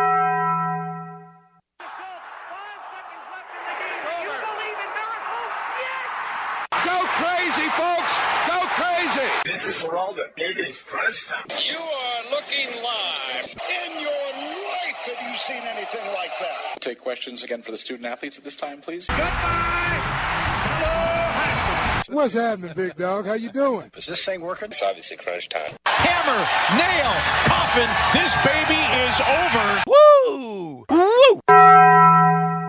Time for Taco Bell Crunch Time. Taco Bell, home of the crispy tortilla chips, topped with a double portion of either seasoned beef or shredded chicken, plus refried beans, nacho cheese sauce, reduced fat sour cream, guacamole, and a 3-cheese blend. Nachos Bel Grande, heaping portion of chips, topped with ground beef, tomatoes, beans, nacho cheese sauce, and a dollop of sour cream. Taco Bell, home to great food you get on your way home real fast, and they bring you crunch time every day. Dave, I learned today, and I'm not rooting for this because you know that karma thing can swing on you, but injuries at the Orlando bubble could make things very interesting. Rondo out. Yep. Can't be replaced on the roster. Potential first-round matchup, Grizzlies against the Lakers, could be fun. If the Grizzlies pull that upset, Adam Silver may just throw his hands up and say to heck with it. I learned today that a month after Texas football players made a list of changes they wanted, the schools listened. They are going to rename Texas's football field for Earl Campbell and Ricky Williams. My wife went to Great Texas. move, but poor Go ahead. Poor old Joe Jamel, the ambulance chasing trial lawyer that he was, gave them all that money, dies in 2015, and he's out. Yeah. Earl Campbell, Ricky Williams in, and there will be a statue for Texas's first black football letterman. His name was Julius Whittier. Could have done without this today. This would have been the first day without sports since last year's All-Star break. Tonight would have been the Home Run Derby. Instead, the virus of 2020 and no guarantees of anything. The U.S. fatality rate during this show has indeed fallen under 4%. It's at 3.99%. Tennessee and Arkansas could fall under 1% before the week's over. New York deaths per 1 million. 1,665. Florida, 200. And Cuomo did the good job. I could have done without, as you said, not just injuries, but coronavirus and how that will affect Orlando. Learning today that Russell Westbrook is positive, that means at least 2 weeks that he is out. And then he's got to pass 2 tests where they both become negative before he's allowed back in, and he's going to be tested. I can't remember once you get it. I think it's at least once a day that you get tested. Without Harden, without Emba Umute, all 3 have not showed up in Orlando yet, so they're way behind. And you take into account the crazy Caboclo story today, where he decided that he was not going to listen, and Bruno Caboclo ends up leaving his quarantine early. Now he's got to quarantine for 10 days. That is a mess, the Houston Rockets. If you act right in the bubble, it might give you a more than an unfair or fair roster advantage. Going to keep a close eye tonight on the fallout from the SEC meeting. Look, all the tweets and all the way to go, Commissioner. We're all unified. Now's when the fun starts, when they start telling stuff to friendly media, and I'm sure going to try to find out as much as I can from some of those. Tiger prepares to go for number 83 this week. Mm-hmm. Looking forward to that. Tomorrow, 9 days. Tomorrow will be 9 days until Major League Baseball opening night. You know, the last time we were 9 days out, St. Patrick's Day. We ain't had baseball yet. No. You're not saying you think the same thing's going to happen. Don't you think we're going to get the first real pitch? Got to see it to believe it. Yeah. And Dave, who always had Moussa Cisse on my you did prediction list? And you know what? In the end, I got a feeling you're going to be right on that one. We got to thank Ted. Call me recruiting guru. That's the first one, right? Looked to my crystal ball and got it right. That you made a crystal ball on. I appreciate that, though. You're 100. You're 100%. Batting 1,000. Yeah, exactly. We got to thank Ted Butler, David Cobb, and Bill King. Boy, Bill King was delightful. It's always good to chat with him. He sure did. Tomorrow is going to be just as interesting, folks. We've already got the show lined up. We'll hear from Daryl Smith, the executive director of the WGC FESJI. Maybe we'll get a sense of really what that's going to be like now. They had some buildings that were built. Obviously, those are not going to be used. Brent Beard, and we've got all kinds of college football news from him. Pat Smith from Jocks in Birmingham. And we're going to ask about Tommy Tuberville's race. Bo Marchant, best quarterbacks in each of these conferences, all coming your way. See you tomorrow. At Jason's Deli, you can stuff yourself full of great deli food that's healthy, fresh,